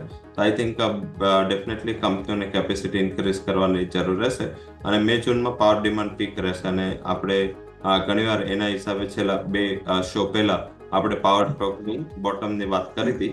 આઈ થિંક આ પાવર સ્ટોકની બોટમ આનાથી બની શકે છે અને આઈ થિંક જે રીતે પાવર કન્ઝમ્પશન છે શાયદ આ વર્ષે એપ્રિલ મે માં નવા રેકોર્ડ બનાવી શકે છે. તો આઈ થિંક આ કંપની અને સેક્ટર ઉપર ફોકસ કરવું જોઈએ. હાલાકી થોડા આઈબીટા છે, ફાઇનાન્શિયલ સેક્ટર છે એટલે થોડું વોલ્ટાલિટી જરૂરથી રહેશે, પરંતુ એક એક્યુમ્યુલેશનનો અપ્રોચ PFC પર રાખવો જોઈએ. ઘટાડે ખરીદી કરતા રહો. આજે 378 આસપાસ ચાલી રહ્યું છે. ખરીદી કરો અત્યારે 50% થોડું 350 આસપાસ ખરીદારી કરો અને 430 સુધીનો ટાર્ગેટ તમને સ્ટોક આપી શકે છે. પર્સન્ટેજ વાઇઝ ઘણું થશે, સારું થશે અને આવા માર્કેટની વોલ્ટાલિટીમાં 430-40 આસપાસ એકવાર આ કંપની આપી શકે છે અને 1-2 મહિનાના હોલ્ડિંગ પીરિયડથી અહીંયા ખરીદારી કરવી છે. ઓકે, તો 1-2 મહિના હોલ્ડિંગ માટે અહીંથી ખરીદી કરવાની સલાહ બની રહી છે આપના માટે PFC અને REC કે જેને તમારે ખાસ કરીને ફોકસ કરવા જોઈએ. હવે આવો નેક્સ્ટ આપણે વાત કરીશું તો સર કોલ ઇન્ડિયા. આજના નિફ્ટીનો ટોપ લૂઝર્સ આપણને જોવા મળી રહ્યો છે અને આ લૂઝર્સમાં સર વાત કરું, રિલાયન્સ 2.5% કમજોરી, પરંતુ સૌથી પહેલાં આપણે કોલ ઇન્ડિયા ઉપર નજર કરીએ તો 2.5% આજે કમજોરી જોવા મળી છે. એની પાછળનું કારણ હતું સર કે એમણે જે ઓલરેડી નાણાકીય વર્ષ 2025 માટે એમણે જે બી જે ટાર્ગેટ આપ્યો હતો હાંસિલ કરવાનો એમનું પ્રોડક્શન ક્યાંક ને ક્યાંક તેઓ મિસ કરી રહ્યા છે. કારણ કે ફેબ્રુઆરીની જે અપડેટ આવી સર ટાર્ગેટનું, એમણે અત્યાર સુધી 83% હાંસિલ કર્યો છે કે એમનું જે ઓવરઓલ 838 મિલિયન ટન પ્રોડક્શનનો એમણે જે ટાર્ગેટ આપ્યો હતો એની સામે અત્યાર સુધી તેઓ 693.4 મિલિયન ટન હાંસિલ કર્યું છે. એટલે કે હજુ પણ ગેપ થોડો મોટો છે અને ઇન્વેસ્ટરોને ક્યાંક ને ક્યાંક એવું લાગી રહ્યું છે કે આ ગેપ પૂરો નહીં થાય અને એ જ કારણથી સર આજે સ્ટોકમાં નિરાશા જોવા મળી છે. તો સર હવે સ્વાભાવિક છે કે નાણાકીય વર્ષ 2025માં ક્યાંક ને ક્યાંક તેઓ મિસ કરી શકે છે. તો નાણાકીય વર્ષ 2025માં તેને એક્યુમ્યુલેટ કરવો જોઈએ કે હવે નવા નાણાકીય વર્ષમાં આપણે સર જોવો જોઈએ સર કોલ ઇન્ડિયા? ટાઈમ ખરાબ છે, અધરવાઇઝ જોઈએ તો મીન્સ કે આ ન્યૂઝ એટલા સિગ્નિફિકન્ટ નહોતા કારણ કે કોલ ઇન્ડિયા હર મહિને પોતાના આંકડાઓ આપે છે અને હર મહિને માર્કેટને ખ્યાલ છે કે આ ટાર્ગેટ છે કોઈ પૂરો થવાનો છે નહીં અને કોલ ઇન્ડિયામાં આ નવું પણ નથી. એવરી યર એ મિસ કરે છે પોતાનું ટાર્ગેટ કારણ કે ટાર્ગેટ જે સેટ થાય છે બહુ હાયર થાય છે અને અનબિલીવેબલ હોય છે. તો આના હિસાબે જ્યાં સુધી મીન્સ કે પ્રાઇવેટાઇઝેશન બહુ વધારે પ્રમાણમાં ના થાય ત્યાં સુધી આનું ઉત્પાદન કરીને કોલસો કાઢવા અઘરું છે. આ પણ એવું છે કે જે મીન્સ કે જ્યારે US પ્રેસિડેન્ટ ટ્રમ્પ છે પેરિસ એગ્રીમેન્ટમાંથી પોતે એક્ઝિટ થયા અને ત્યારે બેઝિકલી જે થીમ બની હતી કે હવે મીન્સ કે નોન ફોસિલ ઉપર જે માર્કેટનું ફોકસ છે એનાથી ફોસિલ ઉપર માર્કેટનું ફોકસ જશે. એટલે કે પોલ્યુશન કરતી એનર્જીમાં પણ જે કન્ઝમ્પશન કરવામાં આગળ જતા કોઈ મોટો પ્રોબ્લેમ નહીં થાય. તો જે call base power plant, thermal power plant છે એની એક્ટિવિટી વધશે અને સમરમાં આની એક્ટિવિટી વધારવી પડશે, કારણ કે પાવરની જો ડિમાન્ડ વધશે તો આઈ થિંક આ એક સૌથી મોટું અને પોઝિટિવ સેક્ટર સાબિત થઈ શકે છે. ડેફિનેટલી ટાર્ગેટ જે એમને સેટ કર્યા હતા હિટ ના થયા અને એના હિસાબે ઓલરેડી સ્ટોક છે એ 2023 પછીના સૌથી લોએસ્ટ લેવલ પર છે. અને આમ પણ PSU કંપનીઓ સતત એક મીન્સ કે નોર્થવર્ડ ડિરેક્શનથી સાઉથવર્ડ ડિરેક્શનમાં જ્યારે આપણું જૂન જુલાઈમાં રિઝલ્ટ આવ્યું ત્યારથી આ એ નીચે છે. આઈ થિંક એ એક થોડું ફેક્ટર છે. સાથે અત્યારે જે મેજર બીજો ઇસ્યુ એ છે કે રિઝર્વ બેંકની પણ જે ગવર્નર એમની હિસ્ટ્રી પણ ડીપમ્પ સાથે સેબીના જે ચેરપર્સન છે એમની પણ હિસ્ટ્રી અને રેવન્યુ સેક્રેટરીની પણ હિસ્ટ્રી ડીપમ્પ સાથે છે. અને સાથે સાથે મીડિયામાં ન્યૂઝ પણ હતા કે ગવર્મેન્ટે PSU સેક્ટરમાં ડિસઇન્વેસ્ટમેન્ટ માટે ઘણા બધી આવેદનો મગાવ્યા છે. તો એ એક થોડું ફેક્ટર નેગેટિવ સાબિત PSU કંપનીઓ માટે થઈ રહ્યું છે. અહીંયા આઈ થિંક જો બહુ લાંબા સમયનું તમારું ટાર્ગેટ હોય, એકાદ વર્ષથી વધારે હોલ્ડ કરતા હોય તો 450ના ટાર્ગેટ માટે ઘટાડા એક્યુમ્યુલેશન કરો. અધરવાઇઝ મને એવું લાગી રહ્યું છે કે રેન્જ બાઉન્ડ એક્ટિવિટી રહેશે. ડિવિડન્ડ yield સ્ટ્રોંગ છે અને લાંબા સમયનું જો હોલ્ડિંગ હોય તો એક એક્યુમ્યુલેશનનો અપ્રોચ રાખવો જોઈએ. ઓકે, તો ઓવરઓલ આપણે વાત થઈ, ખાસ જેની ઉપર તમારે ફોકસ કરવું જોઈએ કે PSU કંપનીઓની પણ વાત થઈ કે સાથે સાથે કોલ ઇન્ડિયા કે જેની ઉપર જેમ સરે વાત કરી તમારે ફોકસ કરવું જોઈએ. સર, ભારતની દિગ્ગજ કંપની રિલાયન્સ કંઈક અલગ જ અત્યારે મૂડમાં જોવા મળી છે. જ્યારે માર્કેટ કરેક્ટ થતું હોય છે ત્યારે પોઝિટિવ રહેતો હોય અને અત્યારે જ્યારે માર્કેટ ક્યાંક ને ક્યાંક સંભાળવાના પ્રયત્ન કરે ત્યારે માર્કેટને સર નીચે લઈ જઈ રહ્યું. શુક્રવાર સર જોયું તો આપણે માર્કેટમાં ખાસો એવો ઘટાડો આવ્યો. ત્યારે આ સ્ટોક હતો કે આપણને ઓલમોસ્ટ અડધો સેશન ગ્રીન કલરમાં જોવા મળ્યો હતો અને આજે સર સૌથી વધારે 2.5% ડાઉન, 52 વીક લો અને સર વોલ્યુમ સારા જોવા મળી રહ્યા છે. ઓલમોસ્ટ 1.70 કરોડનું આજે વોલ્યુમ જોવા મળી રહ્યું છે શેરમાં. બીજી બાજુ સર જોઈએ તો સ્વાભાવિક છે કે જ્યારે આવી મોટી દિગ્ગજ કંપની કે જ્યારે આવા ન્યૂનતમ સ્તર બનાવતી હોય ત્યારે જે DI વાળા કે જે મોટા મોટા HNI ક્લાયન્ટો ખરીદવાનું પસંદ કરતા હોય છે. ઇવન અગાઉ સર આપણે જોઈએ તો મલ્ટિપલ બ્રોકરેજ હાઉસ તરફથી આપણે એથી રિપોર્ટ પણ સારા એવો પોઝિટિવ આપવામાં આવ્યા હતા 1500-1600 સુધીના, પરંતુ એ બ્રોકરેજ રિપોર્ટની પણ ક્યાંક ને ક્યાંક અસર આપણને સ્ટોકમાં નથી જોવા મળી અને કન્ટિન્યુ ડાઉનવર્ડ આપણને એથી ટ્રેન્ડ જોવા મળી રહ્યો છે. તો સર આ જે ઘટાડો આવ્યો અને એક્યુમ્યુલેટ કરવું જોઈએ ખરીદી માટે સર? મારા હિસાબે આજે જે કરેક્શન છે એમાં જે ONGC ના ન્યૂઝ છે એ વિલન સાબિત થયા છે. પર્ટિક્યુલર ONGC પાસે એક ન્યૂઝનું ક્લેરિફિકેશન માંગવામાં આવ્યું હતું, જે એક્સચેન્જીસ એમની પાસે ક્લેરિફિકેશન માંગવામાં આવ્યું હતું કે ONGC અને રિલાયન્સ છે એના વચ્ચેના કેસમાં ONGC કેસ જીતી ગયું છે રિલાયન્સ સામે. આ કેસની અમાઉન્ટ બહુ મોટી હતી. તો આના હિસાબે મીન્સ કે એ ONGC ક્લેરિફિકેશન એવું આપ્યું કે આ જે કેસ છે અમારો નહોતો, આ કેસ છે રિલાયન્સ ઇન્ડસ્ટ્રી અને ગવર્મેન્ટ ઓફ ઇન્ડિયા વચ્ચેનો હતો, જેમાં જે ક્રિટિકલ મીન્સ કે જ્યાં એમની યુનિટ છે ક્રિટિકલ જગ્યાઓ ઉપર જે એક્સપ્લોરેશન કરે છે એ ક્રિટિકલ જગ્યા ઉપરના એક્સપ્લોરેશનમાં ગવર્મેન્ટે એડિશનલ સબસિડી જાહેર કરી છે. એ અંતર્ગત રિલાયન્સને એક મોટી અમાઉન્ટ મળવાની હતી અને કેસ છે એ ગવર્મેન્ટ જીતી ગઈ તો રિલાયન્સને નહીં મળે. હાલાકી જે આ લોઅર કોર્ટ હતી હજી સુપ્રીમ કોર્ટ સુધી જવાનું બાકી છે. તો જો આવું થાય તો રિલાયન્સને એક બહુ મોટો લોસ થાય. એટલે આ ન્યૂઝ ડ્રીવન હતું. હાલાકી આ ન્યૂઝ મીડિયામાં એટલે ચર્ચિત ના થયા કે રિલાયન્સ હજી કોઈ ન્યૂઝ આના રિલેટેડ આપવા નથી. હાલાકી ત્યાં ક્લિયર કટ ONGCમાં આની જે પ્રેસ કોન્ફરન્સ છે એમાં આની ચર્ચા થઈ છે. તો એક ઇનડાયરેક્ટલી આજે હિટ લાગી છે. આમ પણ જોઈએ તો આ કંપની એવી કંપની છે જે કોવિડના ટાઈમે જે માર્કેટ સંભાળ્યું હતું. હાલાકી અત્યારે કોઈ પણ માર્કેટના જે સંભાળવામાં એનો હાથ નથી. એનું રીઝન ગ્લોબલ ટેરિફ છે, કારણ કે રિલાયન્સનો મોટો બિઝનેસ ઓઇલ એક્સપોર્ટ અને ઓઇલના જે છે ઓઇલ ટુ કેમિકલ, એ કેમિકલ સુધી કન્વર્ટ કરીને ફરીથી એનો રીએક્સપોર્ટ, આના ઉપર કંપનીનું એક બહુ મોટું બિઝનેસ છે, વર્ચસ્વ છે. હાલાકી જે ગ્લોબલ ટેરિફ લાગવાના છે એ પણ રિલાયન્સ જેવી ગ્લોબલ કંપનીઓને થોડી હર્ટ કરશે અને ઇન્ડિયા ઉપર તો આ ટેરિફ હાઈએસ્ટ લાગવાના છે અને રિલાયન્સનું US તરફનું એક્સપોર્ટ ઘણું મોટા પ્રમાણમાં છે. તો એને લઈને ઓલરેડી માર્કેટ આને ઘણું બધું ડિસ્કાઉન્ટ કરી લીધું છે. હાલાકી આગળના ટ્રિગર ઘણા છે જે હજી સુધી રિલાયન્સ આપી નથી રહ્યું. એટલે લોકોની જે ધીરજ છે એ પણ હવે ધીમે ધીમે ખૂટતી જાય છે, કારણ કે જીઓના ડીમર્જરને લઈ રિટેલના ડીમર્જરને લઈને લોકો ઘણા ટાઈમથી વેઇટ કરી રહ્યા છે, પણ એને જીઓ ફિનને ડીમર્જ કરી દીધું જે કોઈ બિઝનેસ જ નહોતું. તો આઈ થિંક સ્ટ્રેટેજિક ડિસિઝન જો આગળ લેવાશે તો મારા હિસાબે ઇન્વેસ્ટરને ઘણો લાભ મળશે આનો.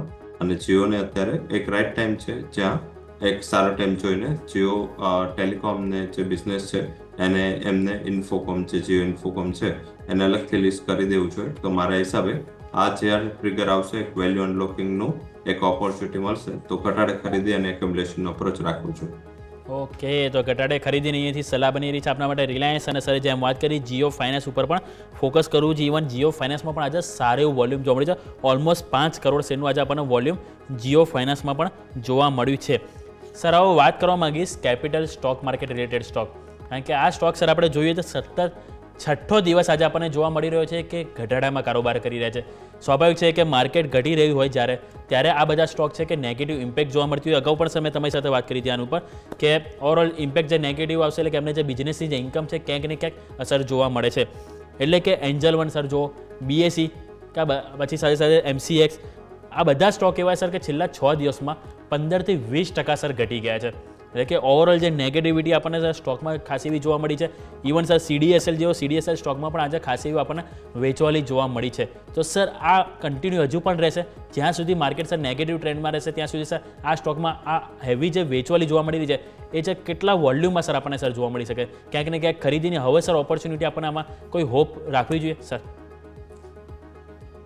જેટલી માર્કેટ ઉપર હોપ છે એટલી જોબ આના ઉપર છે. અત્યારે બેઝિકલી એવું લાગી રહ્યું છે કે જે માર્કેટમાં પર્ટિક્યુલર કરેક્શન તો છે જ, એની સાથે જે સેન્ટિમેન્ટ નેગેટિવ એ રેગ્યુલેશનને લઈને છે, ડેરિવેટિવ માર્કેટને લઈને બીજા બધા જે રેગ્યુલેશન અને સાથે સાથે એના પછી ઘણા બધા એવું ટાઇટનિંગ ઓફ રેગ્યુલેશન થઈ રહ્યું છે.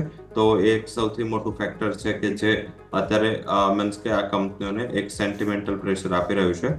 જે લાસ્ટ તમે જોશો તો ડીમેટ એકાઉન્ટના નંબર કે પછી જે પણ ધીમે ધીમે આ ટ્રેન્ડ ફ્લેટન થઈ રહ્યો છે. એટલે જે AMC હોય કે જે સાથે સાથે બ્રોકિંગ કંપનીઓ છે, સાથે સાથે જે પ્રોપ ડેસ્ક પર કામ કરતી કંપનીઓ છે, જેને પહેલા રોજ એક્સપાયરી હતી, હવે વીકમાં જ એક્સપાયરી, અને જો BSE આ ક્લબ કરો તો 2 જ એક્સપાયરી આવી છે. તો એમની અર્નિંગની જે પોટેન્શિયલ છે એને લઈને થોડું ક્વેશ્ચન માર્ક છે. અને હવે શું હોય છે કે લાઈક જે 26,000 નિફ્ટી અને બીજા બધા સ્ટોક અને જે એમનું AUM હોય, AUMમાં જે મીન્સ કે એમને ફી મળતી હતી management fee, directly market cut થયું છે તો એને હિટ લાગશે. લાઈક આજે 26,000 જ આપણે ગણીએ તો 26,000 2% ફી મળે છે, તો આઈ થિંક એ 520 રૂપિયા થાય. હવે માર્કેટ આવી ગયું છે 22,000. હવે 22,000 2% જે ફી મળે તો એ પ્રમાણે મીન્સ કે 440, ઘણું મોટું ડિફરન્શિએશન અત્યારે ફી રેવન્યુમાં આવવાની શક્યતા છે. અને માર્કેટ નથી કરશે એનાથી વધારે PMS અને AIF અને સાથે સાથે ઘણા મ્યુચ્યુઅલ ફંડ છે એના પોર્ટફોલિયોઝ અંડર પરફોર્મ કરે છે. તો આઈ થિંક આને લઈને થોડું માર્કેટ ચિંતિત છે, કારણ કે આમનું જે ગ્રોથ છે એ લિમિટેડ હોય છે. લાઈક માર્કેટ વધે એટલો ગ્રોથ એમના બિઝનેસ અને રેવન્યુમાં થતો હોય છે. ઇન્ડિયન માર્કેટ અંડર પેનિટ્રેટેડ છે, પણ આપણે 2 કરોડથી 15 કરોડ સુધી ડિમેટમાં પહોંચ્યા છે. હવે 15 થી 20-30 થતા થોડો ટાઈમ લાગશે. તો જે ગ્રોથ છે એ પણ થોડું ઠંડુ છે. ને આ બધા સ્ટોકે 1 વર્ષના સમયગાળામાં ઘણો મોટો આઉટ પરફોર્મન્સ બતાવ્યું છે. એ પછી આને પ્રોફિટ બુકિંગ જેવું ગણવું જોઈએ મારા હિસાબે. અહીંયા મીન્સ કે જો ઘટાડે મળે છે તો action driven stock like CDSL છે, BSE છે, એના ઉપર વધારે ફોકસ કરવું જોઈએ.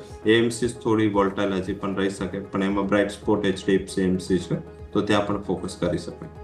ઓકે, તો ઓવરઓલ આપણે વાત થઈ કે જ્યાં ઘટાડે ઓપોર્ચ્યુનિટી તમારે જોવી જોઈએ. અને જેમ સરે વાત કરી કે માર્કેટ જ્યાં સુધી ઘટે ત્યાં સુધી આ બધા સ્ટોકનો ટ્રેન્ડ પણ આપણને જોવા મળી શકે, કારણ કે સ્વાભાવિક છે કે આ બધી જે બી બ્રોકિંગ કંપની હોય એમની જે મેઇન બ્રેડ બટર હોય છે બ્રોકરેજ. હવે આવા જ્યારે માર્કેટમાં લોકો નવી ખરીદી કરે, જેને લોસ થતો હશે વેચશે નહીં, એટલે સ્વાભાવિક છે કે ક્યાંક ને ક્યાંક એમની જે મેઇન ઇન્કમ છે બ્રોકરેજ એમાં પણ ઇફેક્ટ આપણને જોવા મળતી હોય છે. ઓવરઓલ આપણે વાત થઈ કેપિટલ સ્ટોક માર્કેટ ઉપર. આવો હવે નજર કરીએ આપણે તો સર ઓલા ઇલેક્ટ્રિક. એક ટાઈમ હતો સર કે આ સ્ટોકમાં 150 જેવા લેવલ પહોંચ્યા ત્યારે લોકો કહેતા હતા કે 300 રૂપિયાનું ટાર્ગેટ આવશે. પરંતુ સર અમુક વસ્તુ કંપનીની પોઝિટિવ હતી કે કંપનીની જે મેથડ વાપરે છે કે ઇવન 50%થી વધુ કે કંપનીનું જે વ્હીકલનું જે પ્રોડક્શન તેઓ ખુદ કરી રહ્યા છે, બેટરીમાં કંપનીની સારી એવી અહીંયાથી એક્સપર્ટાઇઝ છે, એ બધી વસ્તુ છતાં પણ સર સ્ટોકમાં ક્યાંક ને ક્યાંક નેગેટિવિટી જોવા મળી છે. 150 વાળો સ્ટોક સર અત્યારે 50થી નજીક આવી ગયો છે.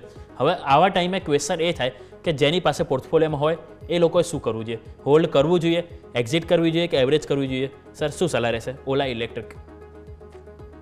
ઝડપથી જો મીન્સ કે ક્યારે પણ કોઈ પણ કંપની, ભલે કોસ્ટ કટિંગનું નામ હોય છે, કોઈ પણ કંપની એક કોમન સેન્સ છે કે કોઈ પણ કંપની પોતાના એમ્પ્લોઈઝને જો બહાર કાઢે છે કે કોઈ પણ કંપની પોતાની એમ્પ્લોયની સ્ટ્રેન્થ ઘટાડે છે, મીન્સ કે કંપનીને ગ્રોથ નથી દેખાતો, તો જ આ ડિસિઝન લેવાય અધરવાઇઝ જો ડિસિઝન પોઝિટિવ હોય કે મીન્સ કે કોસ્ટ કટિંગનું, મીન્સ કે આજ સુધી એવું ગણાય કે ઘણી કંપનીઓ કહે છે કે અમે કોસ્ટ કટિંગના મેટરથી એમ્પ્લોઈઝને કાઢીએ છીએ. જો માત્ર ઉદ્દેશ કોસ્ટ કટિંગ હોય તો આઈ થિંક તમે આ 1500 એમ્પ્લોયને જે સાચવી રહ્યા હતા આટલા વર્ષથી તો મીન્સ કે એક સ્ટ્રેટેજિક પહેલાથી જ ડિસિઝન મેકિંગનો અભાવ ગણાય. હવે જો તમે 1500 એમ્પ્લોયને કાઢો છો અને સેમ પ્રોડક્શન ના થઈ શકે તો ડેફિનેટલી આગળ જતા માર્કેટ શેર કટ થાય. મને નથી લાગી રહ્યું કે અહીંયા મીન્સ કે આમ પણ કોન્ફિડન્સનો અભાવ છે અને કંપની હજી પણ લોસ મેકિંગ યુનિટ છે. કદાચ એકાદ ક્વાર્ટર 2 ક્વાર્ટર કંપની પ્રોફિટમાં આવે પણ એનો માર્કેટ શેર જે નીચે આવશે, કારણ કે ચેતક પણ બજાજનું સારું કરી રહ્યું છે, ટીવીએસ પણ ઈવીમાં ઘણું સારું છે અને લાઈક એથર થ્રુ હીરો પણ સારું માર્કેટ શેર જમાઈ રહ્યું છે. એ ટાઈમે ઓલાનું આ ડિસિઝન છે શાયદ લાગી રહ્યું છે એક સ્ટ્રેટેજિક ડિસિઝન નથી. આઈ થિંક કે આ એક સેન્ટિમેન્ટ મીન્સ કે દેખાડે છે કે કંપનીમાં લાઈક જો કંપની રોબોટિક્સ લાવી દીધા છે, ઓટોમાઇઝેશન કરી દીધું છે તો ડેફિનેટલી પોઝિટિવ છે, પરંતુ એ ઓવરનાઇટ ના થઈ શકે. અને આમ પણ જ્યારે ઓલાએ મીન્સ કે તમને ખ્યાલ હશે જ્યારે એમણે 3500 નવા મીન્સ કે નવા એમના સ્ટોર ઓપન કરવાની વાત કરી હતી ત્યારે પણ મેં 3 શોમાં એ સેમ ચર્ચા કરી હતી કે કોઈ પણ કંપની 3500 સ્ટોર આટલા ટાઈમમાં ના ખોલી શકે અને કંપની ઓપન કરાશે તો એને માર્કેટ પોઝિટિવ લઈ રહ્યું છે, પરંતુ આ પોસિબલ નથી. અને જોશું તો 100 રૂપીસ ત્યારે પ્રાઇસ ચાલી રહ્યો હતો ત્યાંથી અડધું થઈ ગયો છે. એક્યુમ્યુલેશન ના કરો, આઈ થિંક આ એક અવોઇડ કરવા લાયક શેર છે. અત્યારે હવે જ્યાં સુધી એનું એક ક્વાર્ટર ના આવી જાય, એમ્પ્લોય કટના પરિણામો ના આવી જાય ત્યાં સુધી મારા હિસાબે એને અવોઇડ કરવો જોઈએ. જે લોકો પોર્ટફોલિયોમાં લઈને બેઠા છે લોકોને હવે અહીંથી એક્સિટ કરવાથી કોઈ મતલબ નથી. 150 થી 1/3 પ્રાઇસ થઈ ગયો છે તો આઈ થિંક હવે તો મેજર 33% જ રિસ્ક છે. ઓલરેડી પ્રાઇસ 3 મીન્સ કે 1/3 થઈ ગયો છે. અહીંયા થોડું ઘટાડેની રાહ જુઓ અને તારે એવરેજ કરવી પડશે, ડેફિનેટલી કરવી પડશે. કોઈ 40 સુધીના જો લેવલ આવી જાય છે તો તે એવરેજ માટે આપણે વિચારીશું જે 1-1.5 વર્ષના આઉટલુક હોય તો. અધરવાઇઝ મારા હિસાબે નવી ખરીદી ના કરવી જોઈએ. ઓકે, નવી ખરીદી કરવાની સલાહ નથી કે જેની પાસે ઓલરેડી છે તેઓએ 40 આજુબાજુ આવો તો અહીંયાથી ક્યાંક ને ક્યાંક એડ ઓન કરવું જોઈએ. અને જેમ સરે વાત કરી કે અહીંયાથી કંપનીએ જે મેક્સિમમ સ્ટોર વધારવા ઉપર ફોકસ કરે, એટલે કે કંપનીએ ક્વોલિટેટિવ એપ્રોચ કરતાં ક્વોન્ટિટેટિવ એપ્રોચ વાપરે, જે ક્યાંક ને ક્યાંક એની નેગેટિવ અસર આપણને સ્ટોકમાં જોવા મળી છે. આવો ક્વિક વિરામ લઈ લઈએ. વિરામ બાદ માર્કેટ સેટલ થવા જઈ રહ્યા છે તો આપણે આજનું જે ક્લોઝિંગ છે એની ઉપર પણ કોમેન્ટ્રી લઈએ બ્રેક બાદ.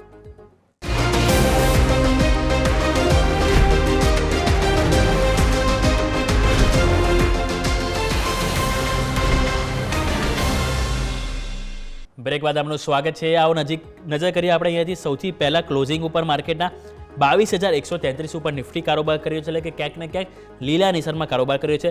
બેંક નિફ્ટી એઝ યુઝ્યુઅલ આપણે દિવસ પર જોઈએ કે 200 અંકની કમજોરી જોવા મળી, અત્યારે પણ 200 અંકની કમજોરી આપણને જોવા મળી રહી છે. ક્લોઝિંગ ફેરી મિડ કેપ અને સ્મોલ કેપ.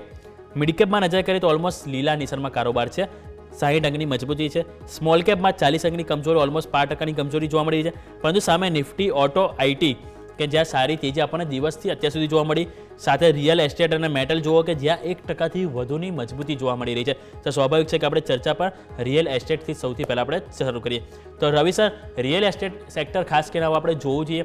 આપણે જોઈએ તો 2025 ફેબ્રુઆરીમાં સર સૌથી વધારે ઘટાડો આપણે જોઈએ તો આઈટી બાદ રિયલ એસ્ટેટ સ્ટોક હતો કે જ્યાં આપણને 8% આજુબાજુ આપણને ઘટાડો જોવા મળ્યો હતો. અને ઇવન એ બાદ આજે ક્યાંક ને ક્યાંક થોડી ખરીદારી જોવા મળી. એટલે સ્વાભાવિક છે કે ઓવરસોલ્ડ હતું, જે બાદ થોડી ખરીદારી આવી છે. તો overall sir real estate sector હવે માર્ચ સિરીઝ માટે કેવું રહેશે? અને સાથે સાથે એક ઓબેરો રિયલ્ટી પણ જોઈએ કે એમાં એક આજે સમાચાર હતા કે એમણે તેઓ સ્પેસિફિક ઋષિકેશમાં 2 નવા રિસોર્ટ ઓપન કરવા માટે લાદાની ગ્રુપ સાથે કંઈક પાર્ટનરશિપ કરી હતી, જે બાદ આપણે સ્ટોકમાં પણ સારી એવી તેજી સ્પોન્સર થતી જોવા મળી છે. તો સર ઓવરઓલ આપણે ઓબેરો રિયલ્ટી અને માર્ચ સિરીઝ માટે રિયલ એસ્ટેટ સેક્ટરનો વ્યૂ કેવો રહેશે સર? અધરથી સેક્ટર એઝ ઓલ થોડું સ્ટ્રગલ કરી રહ્યું છે. 1-2 સિટીને છોડતા જે સેલ્સનો ટ્રેન્ડ ફ્લેટન કે ડિગ્રોથમાં છે. ટાયર 1માં જે એટલું ખાસ ઇસ્યુ નથી. ટાયર 2, ટાયર 3, રૂરલ આ બધા જે સેક્ટર છે ત્યાં રિયલ એસ્ટેટ સેક્ટર આટલું મીન્સ કે ઇઝી નથી રહ્યું ને થોડું જે લિક્વિડિટીના રિલેટેડ વચ્ચે પ્રોબ્લેમ હતા એના હિસાબે પણ આ સેક્ટર છે થોડું સ્ટ્રેસમાં ગયું. હાલાકી રિઝર્વ બેંકના જે પ્રયત્નો છે એ પ્રયત્ન ઘણી સારી એવી વર્કઆઉટ થઈ ગયા.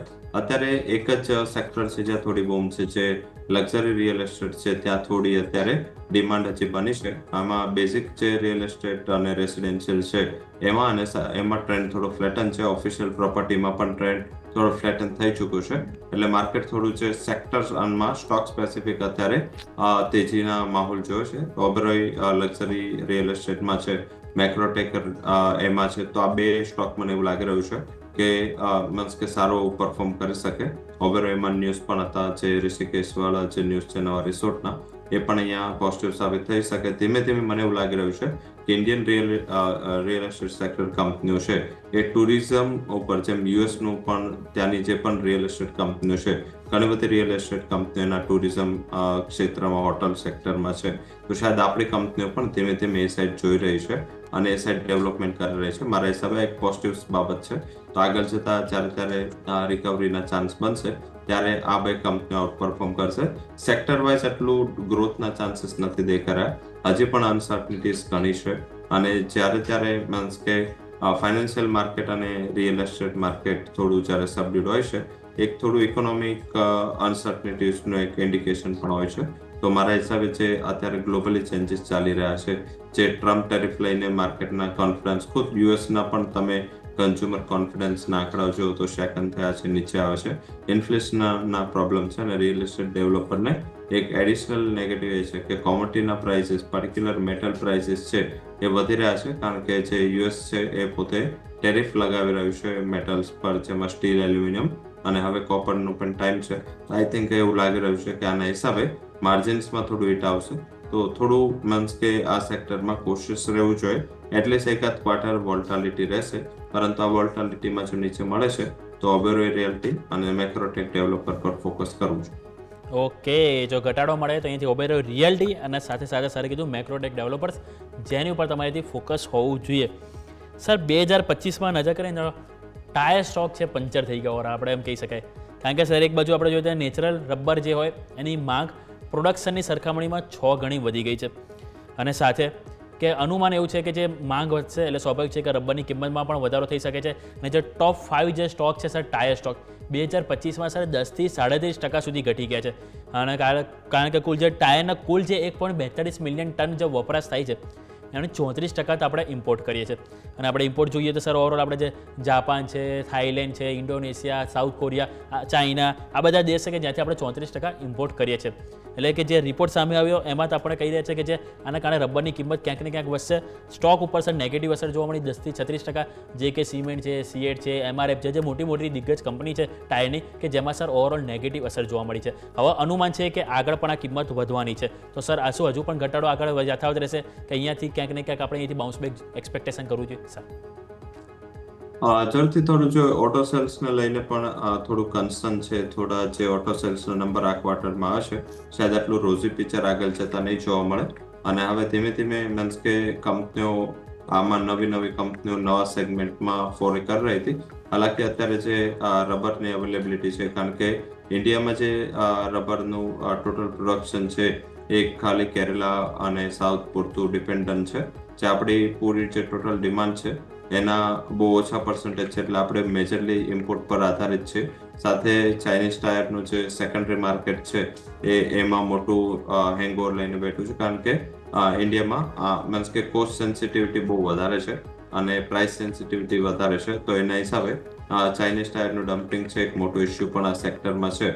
તો એક લેવલથી વધારે જ્યારે પ્રાઇસ આ લોકોના હાઈક થાય છે, કારણ કે રબરના પ્રાઇસ જે રીતે આવી રહ્યા છે, આઈ થિંક અમને પ્રાઇસ હાઈક તો કરવું જ પડશે. તો હાઈક થાય છે પ્રાઇસ, ત્યારે પ્રાઇસ સેન્સિટિવિટીના હિસાબે લોકોનું જે ચાઇનીઝ ટાયર ઉપર જે secondary primary source of means કે જે વ્હીકલ કંપનીઓ છે એનું તો આપણી ટાયર કંપનીઓ જ રહેશે. પણ જ્યારે રિપ્લેસમેન્ટ સેકન્ડરી માર્કેટ ટાયર હોય ત્યારે એ લોકો કોસ્ટ સેન્સિટિવિટી અને પ્રાઇસ સેન્સિટિવિટીના હિસાબે ચાઇનીઝ ટાયર પણ પ્રિફર કરી લેતા હોય છે. તો આઈ થિંક જે હેવી ટાયર કંપનીઓ લાઈક કે બાલકૃષ્ણ ઇન્ડસ્ટ્રીઝ છે, સીએટ છે, એને થોડું વધારે રેન્ટ લાગે. અપોલો ટાયરનું મેજરલી પીવી એનું માર્કેટ ફોકસ છે. જેકે ટાયર છે એનું પીવી એક માર્કેટ ફોકસ છે. તો અહીંયા મને એવું લાગી રહ્યું છે કે કદાચ થોડી સેફ છે, પરંતુ શોર્ટ ટર્મમાં એવું લાગી રહ્યું છે કે જે કરેક્શન છે ઇનફ નથી. ફંડામેન્ટલ પ્રમાણે અહીંયા થોડું વધુ કરેક્શન ડ્યુ છે. તો અહીંયા ઘટાડે ખરીદી ના કરવી જોઈએ. અને આઈ થિંક થોડું સેક્ટરને નવી ખરીદી માટે અવોઇડ કરવું જોઈએ. ઓકે, તો અવોઇડની સલાહ બની રહી છે અહીંયાથી ઓવરઓલ ટાયર સેક્ટર ઉપર કે હજુ પણ અહીંયાથી ઘટાડો આવવાની શક્યતા જોવા મળી રહી છે. નેક્સ્ટ વાત કરવા માંગીશ તો સિમેન્ટ સેક્ટર ઉપર આપણે વાત કરીએ તો અલ્ટ્રાટેક સિમેન્ટ આપણે જો ખબર છે સૌ કોઈને કે લાસ્ટ વીક આપણા સમાચાર હતા વાયર કેબલ સેગમેન્ટમાં એન્ટ્રી, એના કારણે આપણને ખાસી એવી નેગેટિવ અસર જોવા મળી. આજે એક સમયે આપણને 5% તેજી પણ જોવા મળી હતી અને તેજી બાદ જો ઉપરના સ્તરથી થોડુંક આપણને દબાણ જોવા મળ્યું છે અને 2.25% તેજી આજુબાજુ આપણે અલ્ટ્રાટેક સિમેન્ટમાં ક્લોઝ થયા છે. તો સર એક અલ્ટ્રાટેક સિમેન્ટ અને બીજો આપણે સ્ટાર સિમેન્ટ પણ સર આજે ચર્ચા કરવી જોઈએ. સ્ટાર સિમેન્ટ ઉપર સર અહીંયાથી એક રિપોર્ટ આવ્યો હતો અને જે બાદ અહીંયાથી સારી એવી તેજી આપણને અહીંયા પણ જોવા મળી છે. ઓલમોસ્ટ 4% તેજી હતી. નિર્મલ બેંક તરફથી રિપોર્ટ આપવામાં આવ્યો હતો. એમણે સર બાયના રેટિંગ આપ્યા અને લક્ષ્યાંક રૂપિયા અહીંથી 241 આપ્યા હતા. એમનું કહેવું છે કે જે વોલ્યુમ ગ્રોથ છે 6 થી 7% રહેવાનું અનુમાન છે અને હાલ જે પ્રેઝન્ટમાં જે બી ચેલેન્જીસ છે એના વચ્ચે નાણાકીય વર્ષ 2026માં હજુ પણ ગ્રોથ સારો રહેશે એવું એમનું માનવું છે. તો સર એક વખત અલ્ટ્રાટેક સિમેન્ટ અને સ્ટાર સિમેન્ટ આ બંને સર ડિસ્કસ કરીએ. ચલતે આઈ થિંક સ્ટાર સિમેન્ટમાં જોઈએ તો આજે એક સારી અપસાઇડ ₹9 સુધીની ઓલરેડી આવી ગઈ છે.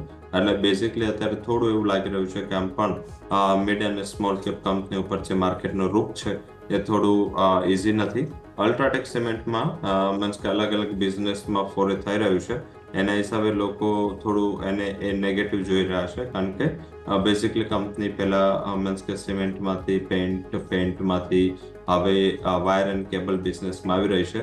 એ ડિઝાઇન માર્કેટને ના પસંદ આવ્યું એના હિસાબે બે ટ્રેડિંગ સેશનમાં એક સારું એવું કરેક્શન છે એ અલ્ટ્રાટેકના શેરમાં જોયું, કારણ કે અત્યારે થોડું લિક્વિડિટીના ઇસ્યુ છે અને મોટી કંપનીઓ જે એક્સપાન્શન કરે તો અત્યારે માર્કેટને પસંદ નથી આવી રહ્યું, કારણ કે જો તમે અત્યારે સેમ સેક્ટરમાં એક્સપાન્શન કરો તો આ પોઝિટિવ ગણે, પરંતુ હવે અલગ સેક્ટરમાં જઈ અને 2027-28 માટે જે એ લોકો પ્રોડક્શન વધારે મીન્સ કે જે હવે વાયર એન્ડ કેબલમાં જઈ રહ્યા છે એમાં એનું માર્કેટમાં આવતા 2027-28 થશે અને આઈ થિંક એને લઈને થોડું માર્કેટ ચિંતિત હતું, પરંતુ ફંડ હાઉસીસે કોઈ એના ટાર્ગેટ મેજરલી કરેક્ટ નથી કર્યા. આઈ થિંક કે લોકો હજી પણ વેટ એન્ડ વોચ મોડમાં છે અને જે ઇનિશિયલ અમાઉન્ટ છે બહુ નાની હતી એટલે થોડું માર્કેટ એને ઇઝી લઈ રહ્યું છે.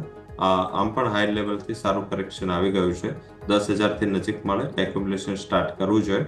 ઉપરની બાજુ જે ટાર્ગેટ છે 11,200 સુધી મળી શકે છે. 13,500 થોડું ડિફિકલ્ટ ટાર્ગેટ દેખાઈ રહ્યો છે, પણ ઇમિડિયેટલી 11,200 11,500 ના ટાર્ગેટ માટે અલ્ટ્રાટેક સિમેન્ટમાં ખરીદારી ઘટાડે કરવી જોઈએ. ઓકે, 10,000ની નીચે માટે તેની ખરીદીની સલાહ બની રહી છે આપણા માટે અલ્ટ્રાટેક સિમેન્ટમાં. આવનારા સમયે તમને 11,200 થી 11,500 સુધીના લેવલ જોવા મળી શકે છે. આવો ક્વિક વિરામ લઈ લઈએ. વિરામ બાદ આપણા ચર્ચાને આગળ યથાવત રાખીએ.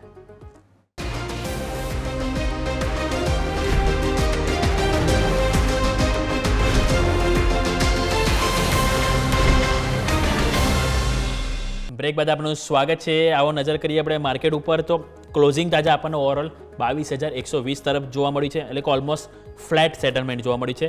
બેંક નિફ્ટીમાં પણ 230 અંકની કમજોરી જોવા મળી છે. સેક્ટર સ્પેસિફિક જેમ આપણે સર સાથે વાત કરી રિયલ એસ્ટેટ, સાથે સાથે આપણે સિમેન્ટની વાત કરી. હવે આપણે નેક્સ્ટ નજર કરીએ તો આજે આપણને સારી એવી તેજી જોવા મળી હતી. તો એમાં હતું બજાજ ઓટો એક તો કમજોરીમાં હતું, પરંતુ તેજીમાં ઓટો સ્ટોકમાં આજે આપણને જોવા મળે તો આઈસર મોટર્સ, સાથે સાથે આપણે જોઈએ તો મહિન્દ્રામાં પણ ઓપનિંગમાં સારી એવી તેજી હતી, પણ જે બાદ ત્યાં પણ થોડુંક દબાણ જોવા મળ્યું હતું. હવે 52 વીક લોમાં આપણે જોઈએ તો એક Angel one stock market related stock છે, એટલે સ્વાભાવિક છે કેપિટલ માર્કેટ ત્યાં ઘટાડો જોવા મળ્યો 9%નો. બીજું જોઈશું તો SW Solar, Elecon, Easy My Trip, TTML, Latent View, એટલે કે દરેક સ્ટોક છે કે ખાસ એવા પીટાયા છે અને 52 વીક લો બને છે. સર ઇઝીમાય ટ્રીપ આપણે જોઈએ અત્યારે ₹11 ઉપર છે, ઓલમોસ્ટ 6.5%નો ઘટાડો જોવા મળી રહ્યો છે. એક સમયે સર સ્ટોકમાં જોઈએ તો ખાસ એવા ₹25 52 વીક હાઈ જોવા મળી રહ્યા છે આફ્ટર જે સ્પ્લિટ ને બધું પ્રોસેસ થયાના બાદ. ₹11 સર જોઈએ 10.91ના 52 વીક લો આજે બન્યા છે. હવે સ્વાભાવિક છે સર કે હવે જે ઓવરઓલ આ જે ડિસેમ્બર પછીનો જે ક્વાર્ટર છે એમાં ક્યાંક ને ક્યાંક આપણે એક્સપેક્ટેશન રાખવું જોઈએ કે કંપની સારા નંબર પોસ્ટ કરે, કારણ કે સ્વાભાવિક છે કે જે ડિસેમ્બરથી ફેબ્રુઆરી મહિનો એક એવો છે કે લોકો જે ફરવા જવાનો પ્લાન વધારે કરતા હોય છે, કારણ કે ઇવન જે એડલ્ટ્સ હોય છે એ પણ, કારણ કે જે મેરેજ સિઝન હોય છે એટલે મેરેજ સિઝન બાદ પણ સર હનીમૂન પ્લાન ને બધું જે થતા હોય છે, તો ક્યાંક ને ક્યાંક જે ઇઝીમાય ટ્રીપ છે એવા જે સ્ટોક હોય છે એને ક્યાંક ને ક્યાંક આપણે સારી પોઝિટિવ ઇમ્પેક્ટ સર એક્સપેક્ટેશન કરવી જોઈએ સર Q4માં, કે જેના કારણે સ્ટોકમાં સર રિકવરી આવી શકે. સર મીન્સ કે જ્યાં જલ્દીથી પ્રોફિટ લોસ વાળા લોકો વધારે જતા હોય છે, પર્ટિક્યુલર જે બિઝનેસમેન હોય કે જે ઇક્વિટી માર્કેટ સાથે એસોસિએટેડ લોકો હોય, રિયલ એસ્ટેટ વાળા લોકો પાસે પૈસા વધારે હોય. હાલાકી અત્યારે આ ત્રણેય વર્ગ થોડું પ્રેશરમાં છે, જે ઇઝીમાય ટ્રીપ પણ પ્રેશરમાં છે. અને આઈ થિંક બેઝિકલી અહીંયા ફોરવર્ડ લુકિંગ અપ્રોચ લઈને લોકો ચાલતા હોય છે. એટલે જે રીતે ઇક્વિટી માર્કેટમાં ડેન્ટ આવે છે, રિયલ એસ્ટેટમાં ડેન્ટ છે, તો શાયદ મોટા ભાગનો વર્ગ છે એ પોતાના પૈસા છે અત્યારે ઇક્વિટી માર્કેટમાં મીન્સ પોતાનો લોસ કટ કરવા માટે યુઝ કરી રહ્યા છે. ત્યાં ફરવાની તો વાત અલગ છે. આઈ થિંક અહીંયા માર્કેટ રોજ ફેરવી રહ્યું છે, તો લોકો માર્કેટમાં જ ફરી રહ્યા છે. તો અત્યારે ઇઝી નથી. ઇઝ માય ટ્રીપ માટે વે થોડું હાર્ડ લાગી રહ્યું છે. અને આમ પણ કંપનીએ ખોટું કર્યું છે, લાઈક એમને બોનસ અનાઉન્સ કર્યું અને એના હિસાબે પ્રાઇસ અત્યારે ₹11 આસપાસ આવી ગયો. અને ઓલવેઝ આવું જેવું પ્રાઇસ હોય છે એને થોડું લોકો સ્મોલ કેપ ગણી અને એને નવું ઇન્વેસ્ટમેન્ટ કરવાનું ટાળતા હોય છે. કંપનીની પ્રોફિટેબિલિટી અને જે લાસ્ટ સેન્સ બને છે એ રીતે એવું લાગી રહ્યું છે કે જો અહીંયા મીન્સ કે ₹8-9 આસપાસ મળે છે તો એક મીન્સ કે થોડું રિસ્કી બેટ છે, પણ એક બાઇંગનું વિચારવું જોઈએ. અને ઉપરની બાજુ જે એક લિમિટેડ ટાર્ગેટ 15 નો આવી શકે છે. પર્સન્ટેજ વાઇઝ જો તો ઘણું મોટું ગણાય. આઈ થિંક અહીંયાથી 35% હાયર ટાર્ગેટ ગણાય, પણ આમ ₹4 to ₹5 ના ટાર્ગેટ માટે ઘટાડે ખરીદીનો અપ્રોચ રાખવો જોઈએ. અહીંયા થોડું મને એવું લાગી રહ્યું છે સાઇન ઓફ સ્ટેબિલિટી છે અને લાઈક કંપની થોડી ઓપરેશનલી સારું પરફોર્મન્સ પણ આપી રહી છે.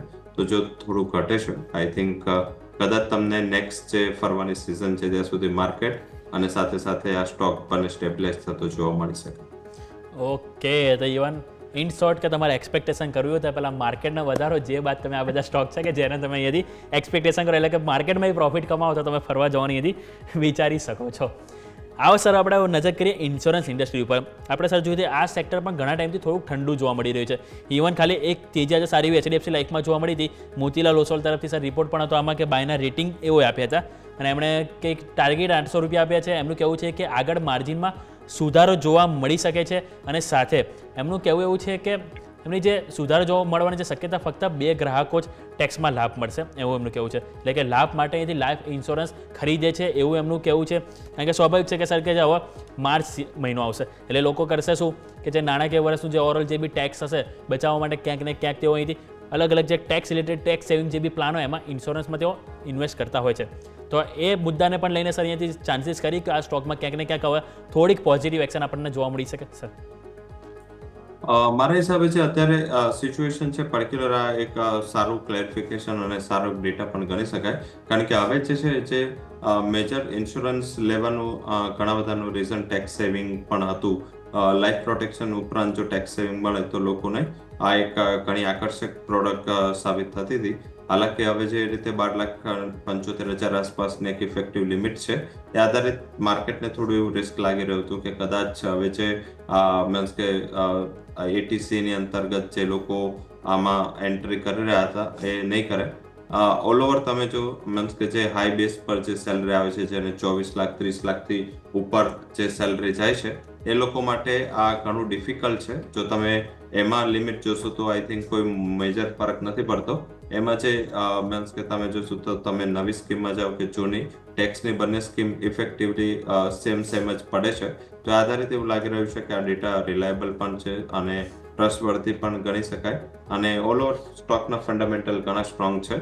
મારા હિસાબે અહીંયા અપ્રોચ બાઇંગ સાઇડનું રાખવું જોઈએ અને આઈ થિંક જે રીતે અત્યારે ટ્રેન્ડ બની રહ્યો છે એ થોડો પોઝિટિવ બની રહ્યો છે અને ખરીદારીનો અપ્રોચ રાખવાની સલાહ રહેશે.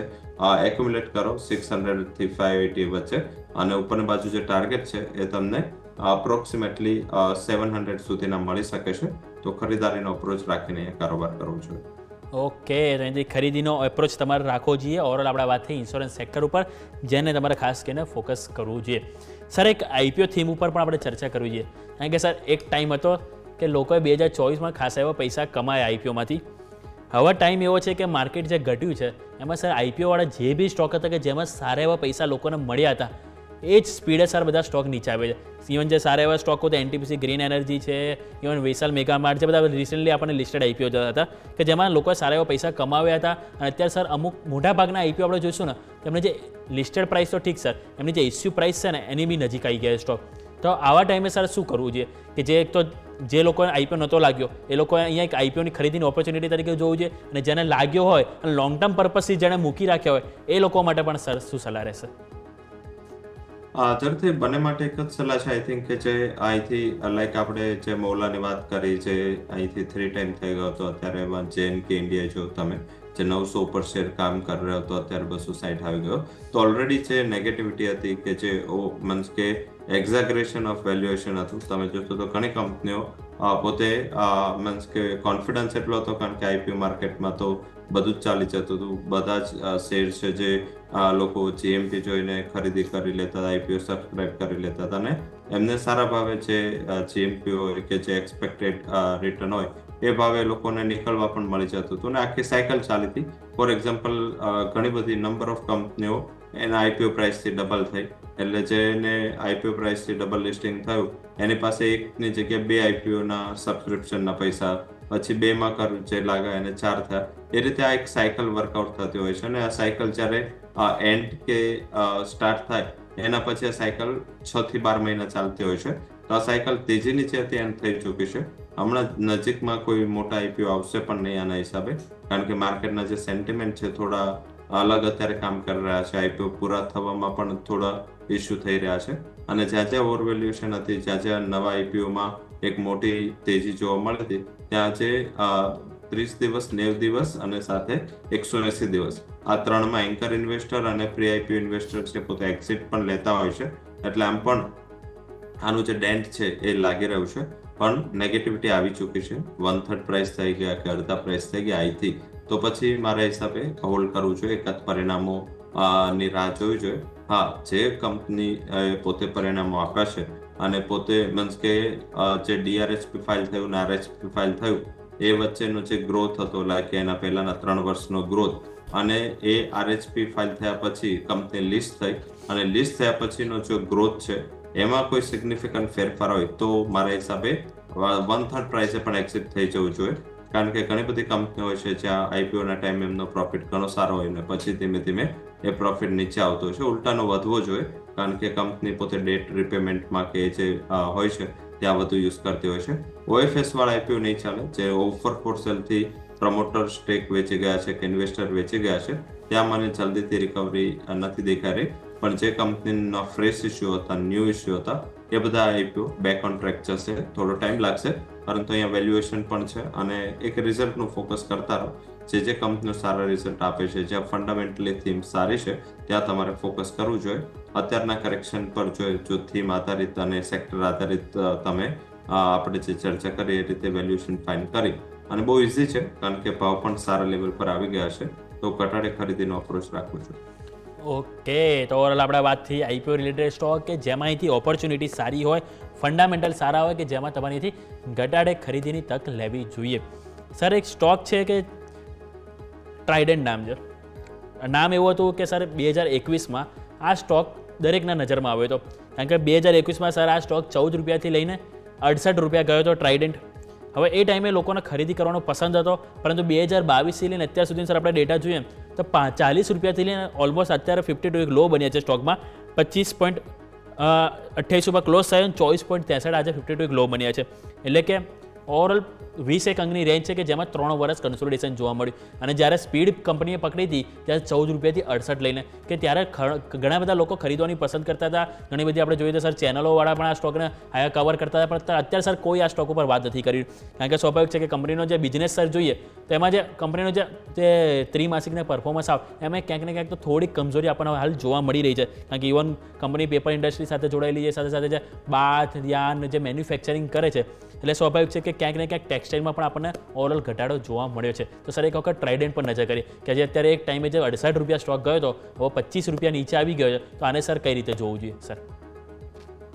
જરતા ક્લિયર કટ ઇન્ડિકેશન હોય છે સ્ટોકનું કે પ્રાઇસ કરતા ફંડામેન્ટલ વધારે ઇમ્પોર્ટન્ટ હોય છે, ઇન્ટ્રિન્સિક વેલ્યુ વધારે ઇમ્પોર્ટન્ટ હોય છે. માર્કેટ પ્રાઇસને અને સ્ટોકના ફંડામેન્ટલને ઘણીવાર મીન્સ કે જે સ્મોલ એન્ડ મિડ કંપની હોય છે ત્યાં ડેવિએશન થઈ જતું હોય છે. તો આ ડેવિએશન ઓલવેઝ ગ્રેવિટીનો નિયમ છે, જેટલા ઉપર ઉડો બેઝ ઉપર ના હોય તો તમે પટકાવ એટલા જલ્દી. એવી જ રીતે ઘણી કંપનીઓ છે લાઈક જ્યાં બેઝ વગર કંપનીઓ ઉપર ગઈ હતી, પરંતુ બેઝ નીચે હતો, એટલે જ્યારે વીક ટાઈમ આવ્યો ત્યારે એમનું જે નીચે પટકાવવાનું જે પેસ હતું એ ઘણું મોટું હતું. એટલે આ જેટલું વેક્યુમ ઊભું થાય એટલું કંપનીના ફંડામેન્ટલ માટે નેગેટિવ ગણાય. સાથે સાથે જ્યારે 68 રૂપિયા હતો ત્યારે અને પછી ફરીથી એકવાર ઇન્ટરમીડિયેટ તેજી 40 સુધી આવી હતી, ત્યારે જોયું તો ફંડામેન્ટલમાં કોઈ મોટું પરિવર્તન આ સેક્ટરમાં નથી. આઈ થિંક ટેક્સટાઇલ સતત નેગેટિવ પ્રેશરમાં રહ્યું છે આ ગવર્મેન્ટ ઘણા પ્રયાસ કરી રહી છે, પરંતુ આ પ્રયાસો ત્યાં સુધી વર્કઆઉટ નહીં થાય જ્યાં સુધી ગ્લોબલ પિક્ચર સેટઅપ સારું નહીં રહે. અત્યારે ચાઇના જેવી મોટી ઇકોનોમી છે, ટેક્સટાઇલમાં મીન્સ કે ઇન ટર્મ્સ ઓફ પ્રાઇસ અને ઇન ટર્મ્સ ઓફ ક્વોન્ટિટી જે વર્લ્ડને ડોમિનેટ કરે છે, એ ઇન્ડસ્ટ્રી પણ અત્યારે પોતે બહુ વધારે ઇસ્યુમાં છે. કારણ કે યુરોપ અને વેસ્ટર્ન સાઇડથી જે ટેક્સટાઇલની ડિમાન્ડ છે એમાં બહુ મોટો ડેલ્ટ 3 વર્ષથી પડ્યો છે અને એક સતત એક સાઉથવર્ડ ડિરેક્શનમાં ડિમાન્ડ રહી છે. બધી જ કંપની પોતે, કારણ કે આમાં કેપેક્સ બહુ ઓછું જોઈતું હોય છે અને આમાં થોડું મીન્સ કે આ ઇન્ડસ્ટ્રીમાં જે જોઈએ તો મીન્સ આટલું બધું ઇન્ટેલિજન્સ ઇનપુટ પણ નથી હોતા. કોઈ પણ કન્ટ્રી એને કોપી કરી શકે, તો કોઈ પણ કન્ટ્રી શું કામ પોતે બીજી કન્ટ્રીને પ્રોફિટ આપે. આઈ થિંક આ પણ એક થોડું છે કે બધી કંપનીઓ અને કન્ટ્રીઓ પોતે ડોમેસ્ટિક આવી ગયું છે જે ટેક્સટાઇલમાં છે, અપેરલ છે, બ્રાન્ડેડ ગાર્મેન્ટ્સ છે, એમાં કંપનીઓ તો સારું કરી રહી છે કમ્પેરેટિવ, પણ ટેક્સટાઇલમાં આ એક મોટો ઇસ્યુ છે. સાથે કોટનના જે પ્રાઇસીસ છે થોડા સાથે રહ્યા છે, પણ ટેક્સટાઇલના પ્રાઇસીસ જે છે, યાનના પ્રાઇસીસ છે, ત્યાં થોડું ઘટાડો છે. કારણ કે MSPના હિસાબે કપાસના પ્રાઇસ અને કોટનના પ્રાઇસ એક લેવલથી નીચે નથી જતા, પણ ટેક્સટાઇલમાં એવું કોઈ MSP નથી. ટેક્સટાઇલ પ્રોડક્ટ્સમાં તો એ લોકોને જે યાન સેલ કરે છે એના ભાવ સતત ઘટી રહ્યા છે. તો બેઝિક પ્રોબ્લેમમાં આ ઇન્ડસ્ટ્રી છે. હાલાકી આ લેવલે હવે એક્ઝિટ ના થવું જોઈએ. આજે જ નવો 52 વીક લો લગાવ્યો હતો, પણ ઉછાળો કોઈ પણ મળે છે 32-35, તો આ સ્ટોકમાંથી એક્ઝિટ કરી અને થોડું ફંડામેન્ટલી સાઉન્ડ કંપની હોય ત્યાં ઇન્વેસ્ટમેન્ટ કરવી દેવું જોઈએ. થોડું માર્કેટ હમણાં ડરેલું માર્કેટ છે, એટલે જલ્દીથી આ સ્મોલ એન્ડ મિડ કેપ કંપનીમાં રિસ્પાઇટ નહીં જોવા મળે. થોડું હાયર લેવલે સેલિંગ પ્રેશર યથાવત રહેશે તો ઉપરના લેવલે એકવાર એક્ઝિટ કરી દેવું જોઈએ. ઓકે, તો ઉપરના લેવલે અહીંથી એક એક્ઝિટ કરવું જોઈએ. આ વાતથી આપણે ઓવરઓલ ટ્રાઇડન્ટ અને સાથે સાથે સર વાત કરી ટેક્સટાઇલ ઇન્ડસ્ટ્રી ઉપર કે જેની ઉપર તમારે ખાસ કરીને ફોકસ કરવું જોઈએ. સામે આજે જોઈએ તો સારી એવી તેજી આપણને જોવા મળી હતી. તેમાંથી એક સ્ટોક છે સંધુમાં, અદાણી એન્ટરપ્રાઇઝમાં 1% તેજી, ભારત ફોર્સમાં આપણને 1.5% તેજી જોવા મળી છે. એટલે કે ઘણા બધા સ્ટોક છે કે જેમાં આજે ખરીદારી જોવા મળી છે. આજે ખાસ કરીને જો ઘટાડો આવ્યો હોય તે ખાસ કરીને આપણને પ્રાઇવેટ બેંક, PSU બેંક એટલે કે આજે ફાઇનાન્સ સેક્ટર હતું કે જે આજે દબાણમાં જોવા મળ્યું છે. બાકી ઓવરઓલ આજે ક્યાંક ને ક્યાંક આપણને ખરીદારી જોવા મળી છે. સર સમય થયો છે રજા લેવાના, આપણે ઘણા સ્ટોક સ્પેસિફિક ચર્ચા કરી. સર આપના તરફથી ડિસ્ક્લેમર. જે સ્ટોક ઇન્ડેક્સ માર્કેટ અને સેક્ટર વિશે ચર્ચા કરી ત્યાં મારી કોઈ પર્સનલ પોઝિશન નથી. કંપનીના ક્લાયન્ટ્સ, કંપનીના ફંડ અને કંપનીના અકાઉન્ટ્સમાં આ પોઝિશન હોઈ શકે છે. અને કોઈ પણ તમે પોઝિશન લો છો એના પહેલા તારા ફાઇનાન્શિયલ રિસ્ક અને પોતાના કેપેબિલિટી માટે તમારે એકવાર તારા ફાઇનાન્શિયલ એડવાઇઝર સાથે કન્સલ્ટેશન કરવું જરૂરી છે. અને શોમાં બોલાવવા બદલ ખૂબ ખૂબ આભાર. ખૂબ ખૂબ આભાર સર આપનો પણ શોમાં બદલ અને ચર્ચામાં ભાગ લેવા બદલ.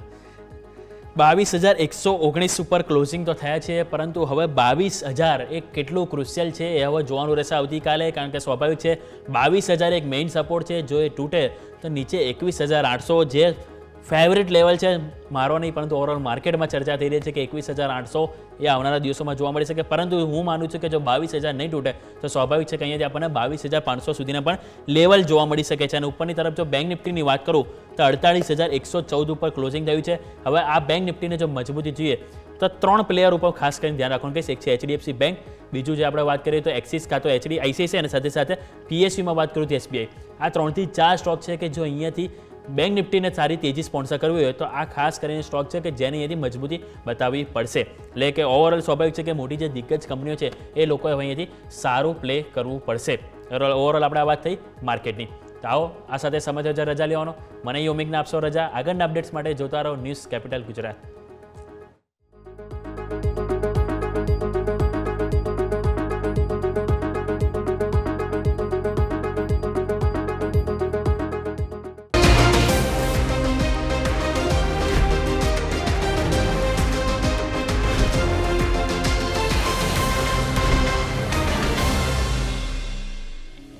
Closing capital presented by Trade bulls.